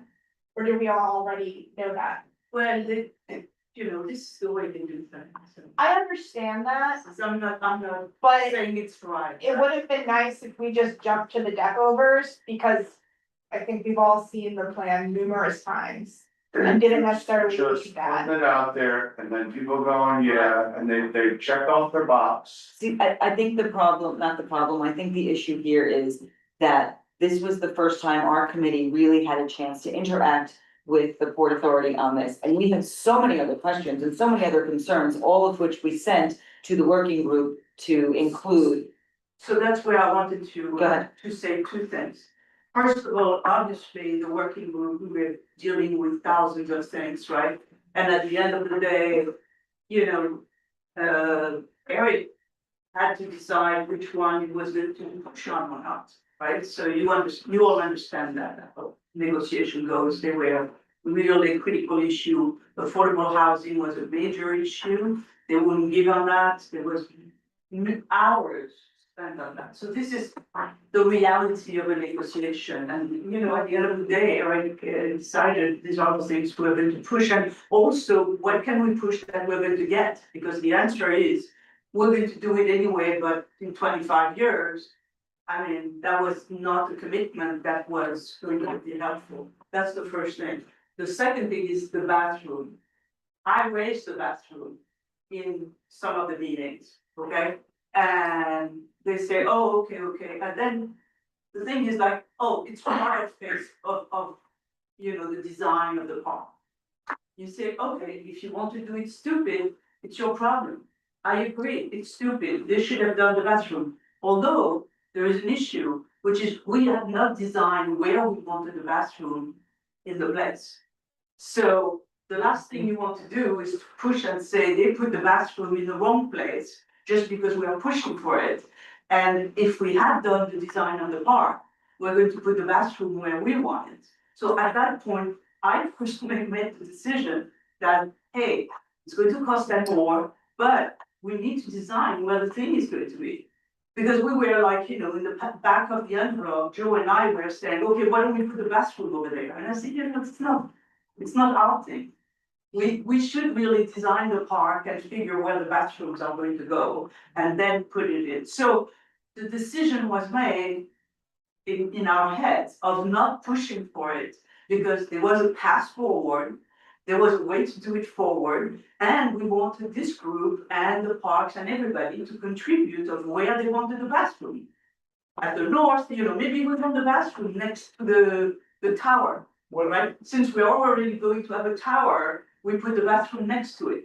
Exactly, we don't even know if this So we park, don't know. we don't even know if this park is passive space or active space yet. We don't know if it's gonna be a Exactly. field or if it's gonna be. So because of We that, don't know this. I didn't push it because I felt that we didn't know enough, we needed input of other people, and it was not a, no, we are not doing it. It was a, hey, we don't know enough to do it, so we can do it later. So as far as that information, I said, okay, we push it to later when we do the design. I can't imagine that they haven't thought of putting plumbing in the design, in the long-term design. What I've heard from this discussion and from your questions was that they've got the deck and they've got the roads. And when the roads go away, I bet they're planning on laying pipes on top of the Yes. deck underneath the soil. Yes. Which is why we want to know how Exactly. thick the soil is. Yeah, but you are because too that early, makes so sense. early on the Design. detail. Yeah, This is too much that's detail. so detailed. We're But talking it was years like, of the it. scope of that presentation was not that detailed. Yeah. So It was higher. we But I have, understand. we have Vornado on deck. Right. We have Vornado on deck over, no. No, we'll ask, I took a note of all the questions, I will ask the question of, how lower it is, et cetera, but, And also, I'll go over with Christine and Joe, we'll go Right. over our original list. Right, Because Christine said she was really trying to get those EV chargers yes, there. yes, no, we had all of that on our list. Yeah. We had 25 items. So we, And your stuff was in the items we were pushing for, and, there was just so much, I mean, it was very, very tense at the end, we were not getting what we wanted. we need to We're go, designing the transit hub, we need to go on to the next item, friends. and it's really, really sad. It is sad, Christine, and I'm gonna be the voice of that. There's no long-term thinking. Okay. It's really sad. We got a massive roof, we got all that space. Nobody's thinking, the building right by your place, they at least built the extra concrete on top. So things can go in the future. This is just, and then to be preached upon that we believe in green energy. Like we're some schmucks here, was offensive to me, I have to say. And You have to get used to, being offended by the court authority. I've seen him what I'm before, saying is, Brad, I've seen him before, you're absolutely right. He He's preaches. preachy and he's the company line, and he won't, Well, he's not really listening. let's not, But that's personalizing the discussion. yes, it is very much, we can talk about that Anyway, offline. you know why we did what we did, okay, and how we came to where we are, but today was not supposed to be. That's okay, but I hope we got under their skin in a useful way, that they heard some of what we were saying. Yeah, and that's good. And we will We do follow need up, to we move on. will follow up, We yes. do need to move on to, Benjamin, sir, you have been patient as hell. Well, that's not the way to put it, I'm sorry, you've been very patient. Thank you. No problem. My pleasure. By the way, Brad, this is your solar lights right here. I know, I didn't want to say anything. He's got solar on the back. It is. We do have solar on this project, so hopefully, we have some good news to share here. So my name's Benjamin Dermion. I'm Vice President of Design and Construction with Vornado. I just want to thank the committee again for giving us the opportunity here to present the progress on the Pier 94 Sunset Studios project. So I'll do my best to keep this brief. Again, I think everyone knows where this is. It's the Pier 94 redevelopment. It's on the west side of 12th Avenue, bounded on the south side by 52nd Street up to 54th Street, just south of the Clinton Cove Park. From a high-level schedule perspective, we're really in the home stretch here. This red vertical bar indicates where we are today, middle of Q2 2025. Happy to say that we are on track to complete this project by the end of this year, which is great. The goal being to have a live studio come January of 2026. And we are on track to hit that milestone. So I'll just run through some photos just to show the progress. So this is a recent screenshot from our Earth Cam, looking at the head house. The head house is the portion I'm circling here. That's on terra firma. And then you can also see the pier shed that's been completely reskinned at this point. New windows have been installed. So the entire envelope of the pier shed is complete at this point, and we're well underway with finishes. You know, the interior walls have all been built, painting is in progress, ceilings are going in. In the head house, the exterior envelope is also nearing completion. The exterior precast panels have all been installed, fully caulked. The curtain wall on the front entrance is starting to be installed, and then the roof is really at this point 90% complete. You know, to the point of solar, I'm happy to say that we've actually increased the amount of solar on this project. We started at 650 kVA. We've been able to increase the area, and now we're at a 723 kVA solar system. It doesn't quite entirely offset the entire electrical consumption on the project, but it does account for a good percentage of it. I'm not sure what that percentage is offhand, but that is a good story that we were actually able to increase the amount of solar. You guys must have signed the Paris Accord. I'm sorry. Yeah, I don't know that Vornado has signed the Paris Accord. That's okay. I'll It defer was on real that one. simple to put the solar out there. Thank you. It was. I think it was a really good result. So And it's a lot cheaper. indeed. Just running through a few more photos.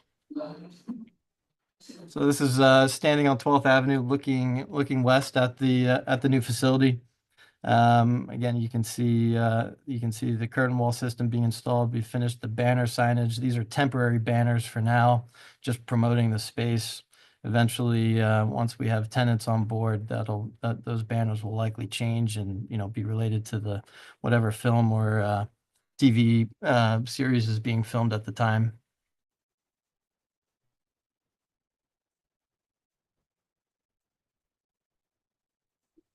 Just another shot of the precast that you can see now completed. These divots that you see in the exterior, that's for the large Pier 94 signage that's going to be installed shortly. It's all been fabricated. We're just waiting on a permit from DOB to come in, and then that signage will get installed. You can see a little bit here on the bottom right-hand corner. This is where the new community amenity building will be. They're currently digging the foundations for the community amenity building. That should be complete in the next 2 weeks, and then we're going to remobilize the crane and erect the steel for that portion of the project. So I would say that the structure for the community amenity building should be complete in about a month, certainly by the end of June, and then we'll start actually fitting out the interior spaces of it. A few more shots, again, of the curtain wall going in. This is a shot of the back of the head house that most people don't get to see. You're looking at the west facade of the head house. These are insulated preformed metal panels from Centria. They're being installed via these climbing scaffolds. So a lot of those panels have been installed already, and we're starting to demobilize the suspended scaffolding system.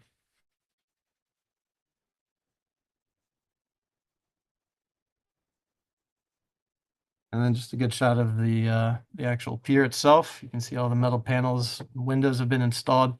What looks like a hole in the building is actually a mechanical well. These get clad with louvers on the front, the vertical faces of the building here, and then the top is actually open just to maximize the air circulation. The other mechanical well is sort of right in the middle of the pier shed. You can kind of see it here. There's an opening in the roof. That's where the rooftop units, the mechanical units that supply air to the pier are located. So those will remain open.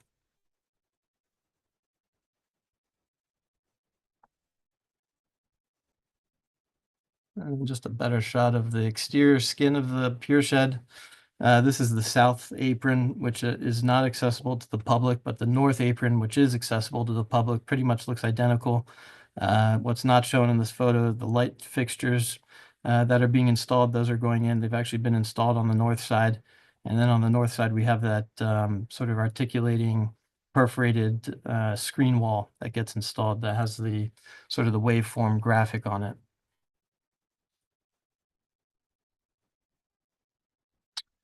And then just another shot of the marginal street. The one thing I want to point out is that, you know, just understanding the congestion with the bike path, we've looked at accelerating the work for the permanent bike path. So what you're seeing here is where they're digging and rough grading what will become the permanent bike path and pedestrian area. So originally we had reported that we were going to have this really being wrapped up towards the end of this year. We're trying to pull back that date. I don't have a firm date right now, but I do have some bike path phasing plans that I'll run through in a minute. But we were able to bring that back closer to like a September, actually an August, September timeframe. So I'll just jump right into the bike path phasing. So when we presented, I presented actually last September to the Transportation Committee. We were in phase 1 of the bike path, our bike path logistics. This is what it looked like last September. I'll quickly run through the other phases since they're behind us. Phase 1A was behind us. We closed a portion of the existing pedestrian path in Clinton Cove Park to do underground sewer work. That's now done. This was the second phase of the underground sewer work, also complete, and this has been reopened now. And then we get into where we are currently, where you can see the bike path and pedestrian path are shared in this area. We know that this is a congested area. So we're actively pursuing accelerating the work to get the permanent bike path complete earlier in the project and alleviate some of these issues that we have on the north side. And then I'll just jump to the next phase, which is we're projecting for sometime in July, likely early August, to actually finish a large portion of the permanent bike path and transition, those cyclists to the permanent bike path. There will be a portion on the south side of the site where that will be temporary because the permanent condition runs underneath the viaduct and then joins the existing. We have to do some work here.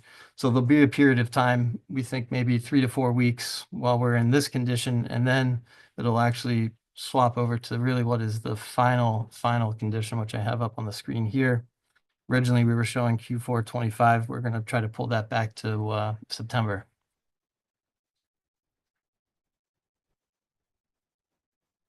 And then just a couple renderings of what the public space looks like on the south side of the pier shed and the far west end where we have that terrace. And that's all I have. I'm happy to take some questions from anyone. And so just to clear, so when I went by a few days ago, the entrance to the Captain Cove Park was still closed, but did you say that has since been reopened? Yeah. So it just opened within like the last few days? No, it should have been opened as of a few months ago. Oh, really? When I went by over the weekend, I'm pretty sure the main entrance was closed and you could only get into the park off the bike path as you kind of keep going north. And there was an entryway into the park that way, but the main entrance was still closed. Yeah, let me just pull up the phasing plan again. I think you're right.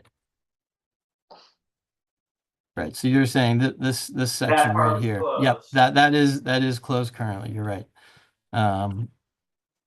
So okay, the goal would be to open that July, August timeframe.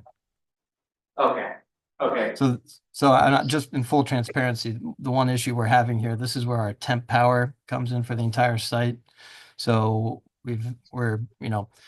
as this can reopen as soon as we get the permanent power to the job site, which we're pushing Con Ed for mid-June, end of June. Assuming that happens and we get our permanent power, we can take out the existing temporary power, and then that will allow us to finish a lot of this hardscaping here and reopen this entrance. But again, I think that September timeframe, or I'm sorry, July timeframe that we've been targeting, I think we're still on track for that. Okay, thanks for clarifying that. The front signs that are gonna like show what you're producing in there, are those electronic or are those just lit up from underneath? It's not gonna look like basic, right? Say that again. Which what area? The signage that faces the west side highway in the community, those big signs where you have the steel in now, yeah. Are they LEDs? Are they just panels? Are they? These are just canvas panels, but there will be lighting that gets installed on the shelf at the bottom and the top that will illuminate them. But they're not LED panels. Okay. Anybody else? I have two questions. I didn't realize, I mean, we should have, I don't know if anyone has seen, well, you've seen, because you said you go by it, I don't know if people go, I go by it all the time. It is massive.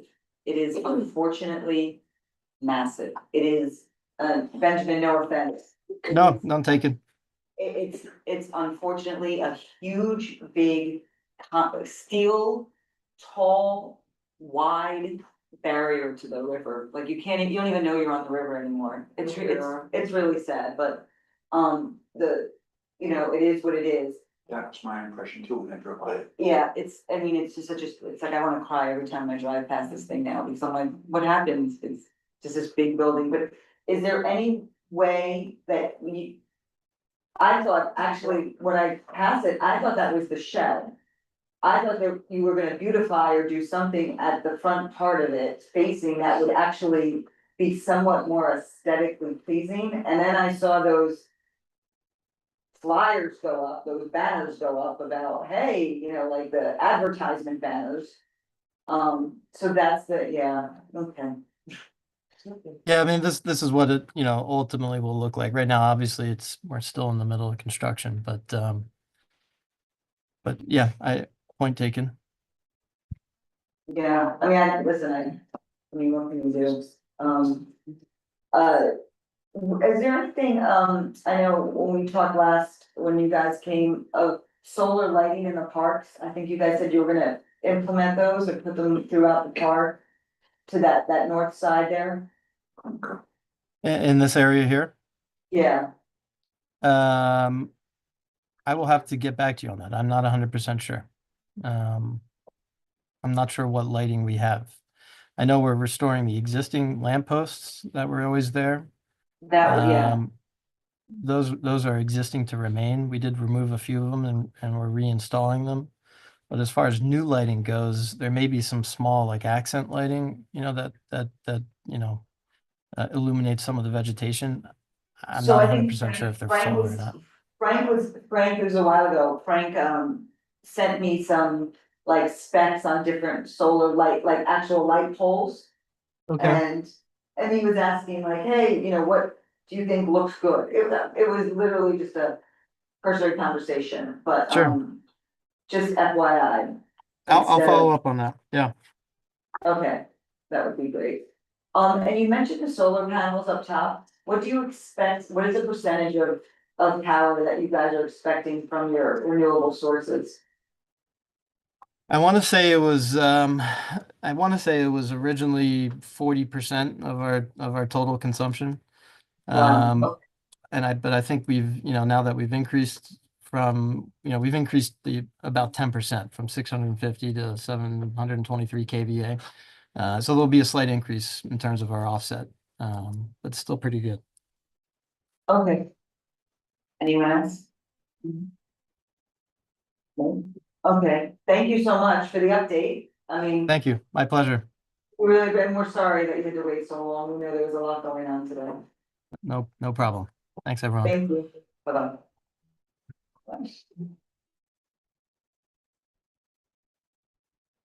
That was good. Okay, so I will give an update on, because I know everyone's waiting for this, the EDC Community Fund. I'll pull something up. Brad, you listening to this? Oh, yeah, just text my brother, sir. Okay. I know you're interested in this. Marty told me last time. Oh, yeah? Okay. So we had a meeting, with Eric, and Marty and I, and the EDC on what this community fund is looking like, or what it will look like. So right now they are collecting money. We have about already, about $500,000. I think from 2024, 2025, another almost 800 million, 800,000, 800,000 for 2025, and it's just gonna be like that, I don't wanna say in perpetuity, but for the foreseeable future, so we all know what a great boon this is, this is amazing. So EDC came to us and they kind of just gave some examples of what it could look like that this money would go to. But before I get to that, because nothing is set in stone, and I talked to Tara today, and she's like, I just want the committee to know, nothing is set in stone, you guys will have a big input in this.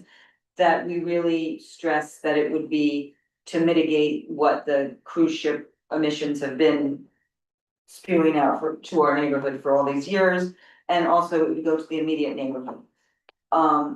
They are, I don't say concentrating on, but they're highlighting, they wanna invest in workforce development, which we're really not. It wouldn't be our priority, so, because we wanted to go to our district needs that we have already identified, both expense and capital. And they were open to that, they said it's a discussion, they were open to that, I think they had some other ideas, I know one of the examples, they said, well, maybe we can use this to fund training for flaggers on construction sites, and we're like, no, it should go right to the community, and you know, things like that, but that's just an ongoing discussion. It can be used for capital or expense. It doesn't have to, it won't, there's no shelf life, so if you don't use it for 2025, it just carries over. So like, for instance, if we wanna fund the Wick Clinton bathrooms that are 2 million, 6, whatever it is. You can wait and pile that up and use it in one big swoop and do it, depends how patient you are. I know, Eric's office, or Eric specifically, was thinking of using it for, or at least his initial thought was using it to hire workers for curbside cleanups. Because trash and litter is a big thing, which is probably would match up with some of our priorities as well. But we also wanted to look, I think, at some projects that we could really get done. Question. Yeah. When he says curbside cleanups, what is he envisioning? Like a Joe Fund, like hire, yes, like an ace, exactly. I think, I mean, I don't think What's it's. confusing with that though is he's also pushing to expand the HYHK alliance, Bid. which would then supersede all of that. because Yeah. I would pay for it. Well, so I think this is on a yearly basis. So, you know, that bid thing is not, that's gonna be a few years away, you know, nothing, just because he does it for 1 year, or we do it for 1 year, doesn't mean it has to carry over for the next year. Yeah. Yeah. But that would be supplementing on top of the money he spends for ACE with his discretionary funding. Or he then use that discretionary funding, shift all of that discretionary funding outside of our community and use this funding for our So community. that's what we flagged when we talked about this at the very beginning. Cause I Is don't this- want this to replace what he's paying That for was in the our city letter, council. and that's what we're talked about this from the very beginning, that this is extra money, this should be not, but that there, I mean, to be honest, I think there would be a danger in that, right? If something is funded, if we fund a park through this money, then that, you know, funds are gonna go elsewhere where it shouldn't be. This is extra additional money. This is not in place of, but I think there is a danger when you talk to, you know, people who have the money and they see where the money is going, right? That there's that. Wait till we get $1 from Amtrak, we're gonna be rolling in it. We will be rolling. I think this is good though, so. So I put that in the I letter. know you did, but Chair, you remember, I don't know if you were on the board, we fought for this for years and years and years, and they kept telling us, it is not possible. It's a state thing, it's not possible, it's lease related, right? And that's what we don't wanna forget about the Amtrak thing, I'm just bringing that point up.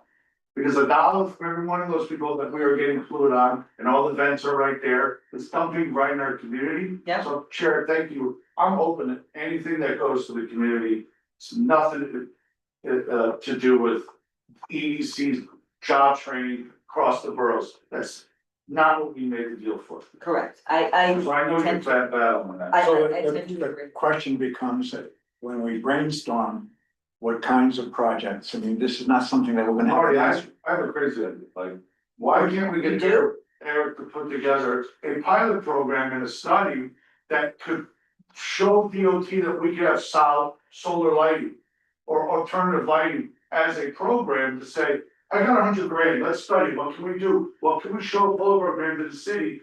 That also helps us beyond just saying we want a ranger in the park. So just one idea, And that might satisfy them on the job front or some type of. Yeah. More out of it for the rest. I told EDC today, well, listen, anything we do is gonna have workforce implications. Whether it's a capital project or an it's all gonna have workforce implications. I think they were very specific. So their suggestions were a flagger certification program and a public art apprenticeship program, which I didn't, which is fine and nice, and I didn't understand the tie-in and or why. Again, I wanna stress those were just examples, they're not married to it, and I think they want our input. They're gonna put on the Port Authority deck, the artist apprenticeship program for that. They could learn to take bathrooms at parks. So I think as we move forward, we will give what our suggestions. EDC is coming next month. They are going to, I guess, update on us on the final, which hasn't happened yet, but will in between the interim from now to the next meeting of the master plan public session. They're doing the third and final public session for the EDC Manhattan Cruise Terminal Master Plan. They'll update that, and then we'll also talk about this, the community fund. But I think a good rule of thumb is when we talk about the community fund is we can always go to our statement of district needs. We already know what we need. We already know what our capital requests are. Listen, would it be great if we can use some of this money to give DeWitt Clinton, second shift, if that's not the correct term, but late night, help? That would be great. I'm not saying that's it, but these are our needs. So I think we just have to relay them to EDC and council member's office. With Eric kind of on the same page as you, or? Yeah, I think, Eric said that he would prefer to go initially, his initial thoughts, prefer to go to more expense related things. He said, because capital money is easier to get. And I said, I'm gonna hold you to that because there are a lot of projects we don't have that under our capital that we haven't been funded. So he and I and the rest of the committee will talk about that. But he said he would rather maybe go to some expense budget items, though I gotta tell you, it's very, very tempting to get some of these capital needs out of our district that we have been listed for so long. He's trying to get folks, right? So that's- garbage is folks. We have to give them something. No. So we can get a little more. We gotta play politics too. So you know what, Brett, what you're saying is not untrue. They want like the immediate impact, We want, and I said, well, we wouldn't mind if we hold off for 2 or 3 years and we could get a bathroom here, and then, because remember, this is money that's just gonna, every year. Is the money accruing interest? I'm sure, Michael, who's managing the money? Yeah, well, I'm sure. It's gotta be accruing some kind of it. I'm sure. Just a quick question for you, Leslie. Oh, yeah. It's just, hi, I missed a spicy meeting, but in any case, You gotta get that.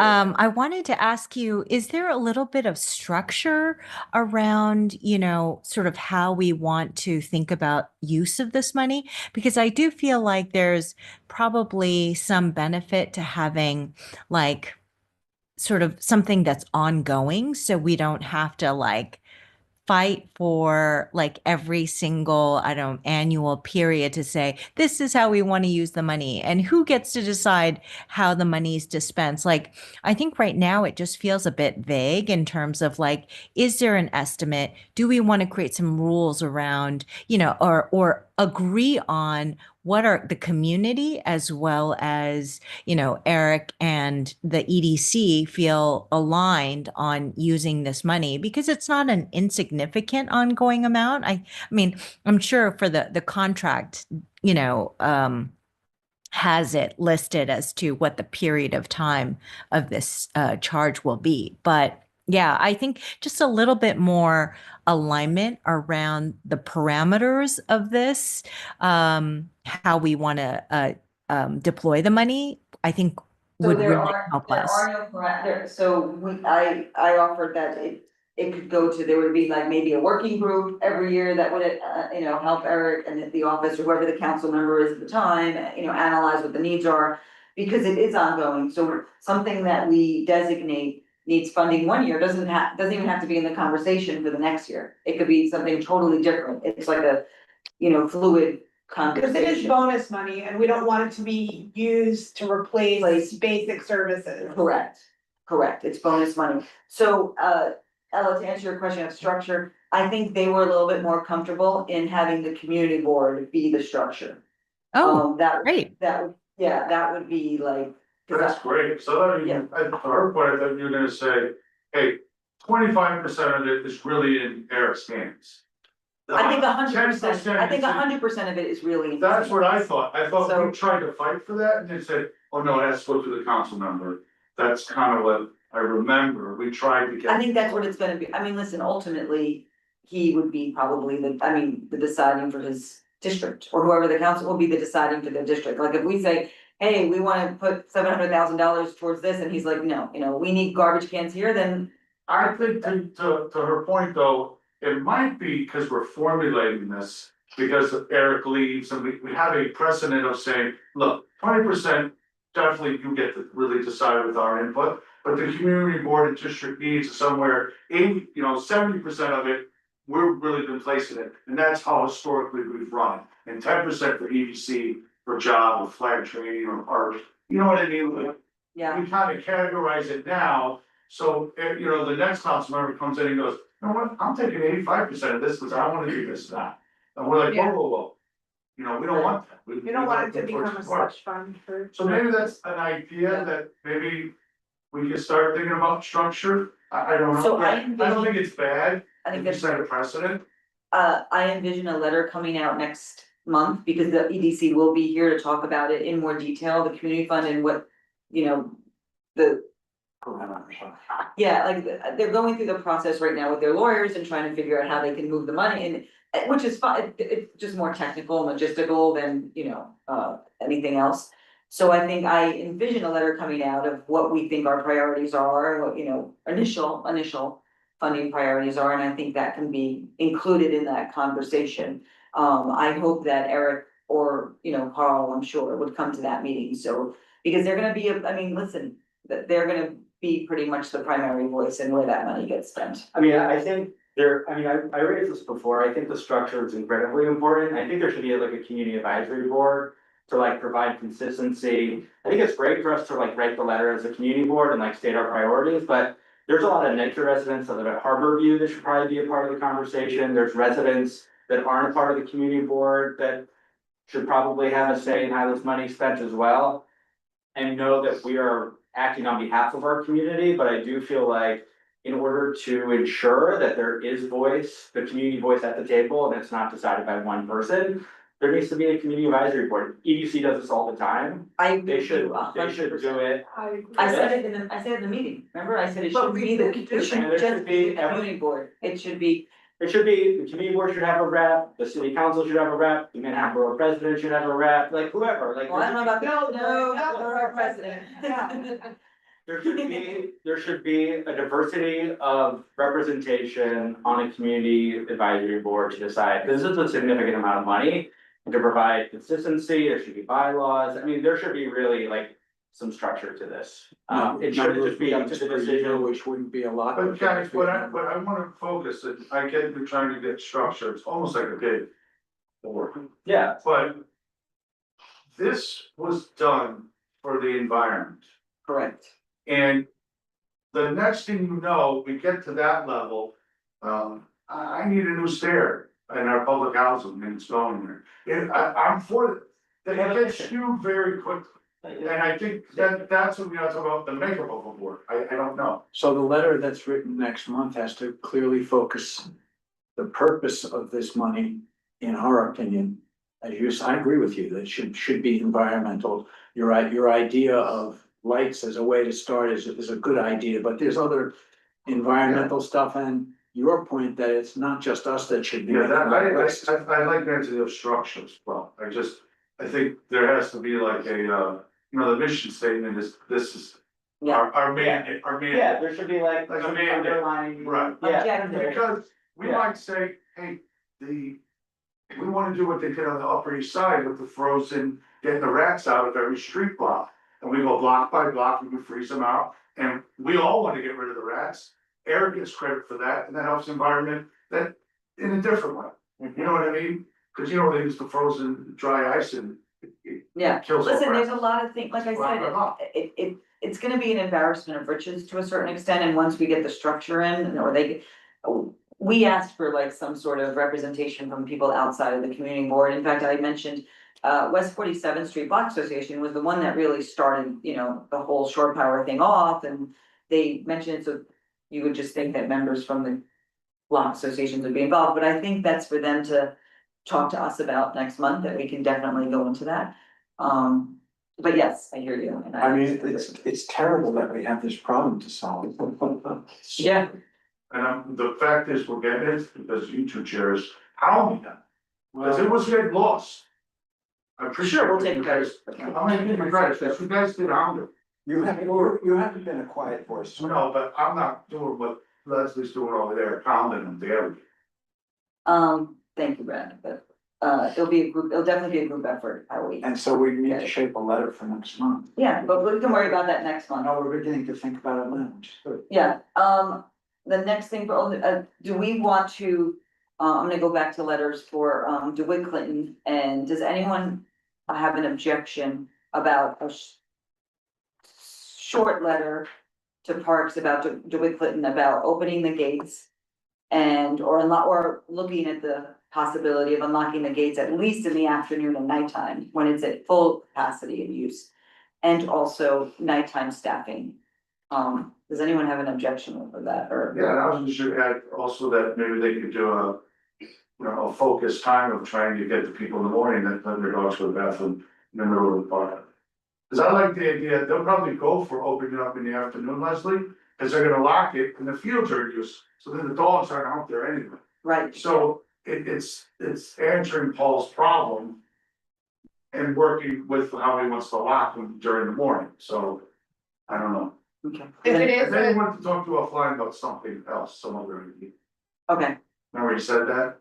I think he has some other Yeah. idea to get the dogs into the actual. I will talk to him, I'm sorry, Katie. if it is about DeWitt Clinton, I would just wanna mention trying to fix the cracks in the basketball court as an interim fix before cause that renovation obviously is gonna take a few years.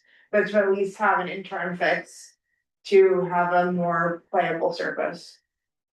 And also, may I, and someone has to obviously make a motion for, will someone first make a motion, so we? Motion for a letter. Sorry, thank you. Can we talk about the, I do wanna add, and I didn't realize this, there are no lights back there on the west side of the park. There are no lights, there are no lights in the playground, there are lights on the field, but. there are no There's no lights in the basketball court No. either. No, and that's where at I night, would ask because my daughter and her friend, after they did their practice, it was like 8:15. But everyone was still out there, but they went to the playground and it was, they were Dicey. like, it was dicey, because the guys are in the back smoking pot, and the parks are telling me it's because it's dark, you know, Yeah. it's dark and no one, no one's gonna go after them and stuff, so. Maybe if we put lights there, which will definitely, I would think, be part of any new design. Yeah. But just, I think we can include lights in the letter, if no one objects to that. They should be controlled directionally, because people complain about getting them in their windows and stuff like that, so just be careful that you can. Yeah. Control where they. So the good thing about that is that Besides the highway. it's alongside the highway. Which is good to your. No residents. No residents alongside the highway. Oh, and that brings up another point that you just reminded me, actually, Glenn. I emailed, Gail Brewer. So I think we're aware that there are, 2 residential, I don't wanna say towers, but they are kind of towers. They are towers, That are they're gonna- like 60+ stories. Yeah, that's true. They're gonna go on the north side of DeWitt Clinton Park, one right there. Another one kind of catty At the corner around. BMW dealership on Yes. 55th and 11th. Yes, so this was what, cause Brad is always ringing in my ears, and I told Gail. As part of the negotiation, when you're doing it, like they did with Gateway. Part of the negotiation is that since they're gonna have so many more people, they're inevitably gonna use the park, and they're gonna put a tree on the park. They have to make some sort of contribution to either upkeep the park or a capital project to the park. I mean, they're getting billions, millions of dollars, hundreds of millions with these towers that they're gonna use, and it should be a condition of. getting that land. Yeah, that was brought up at HHS. Yeah. We Did talked she, about it. did she react to that? Was She said she just said, I'll ask the developer, or I'll talk to the developer. I'm not sure, who is the developer?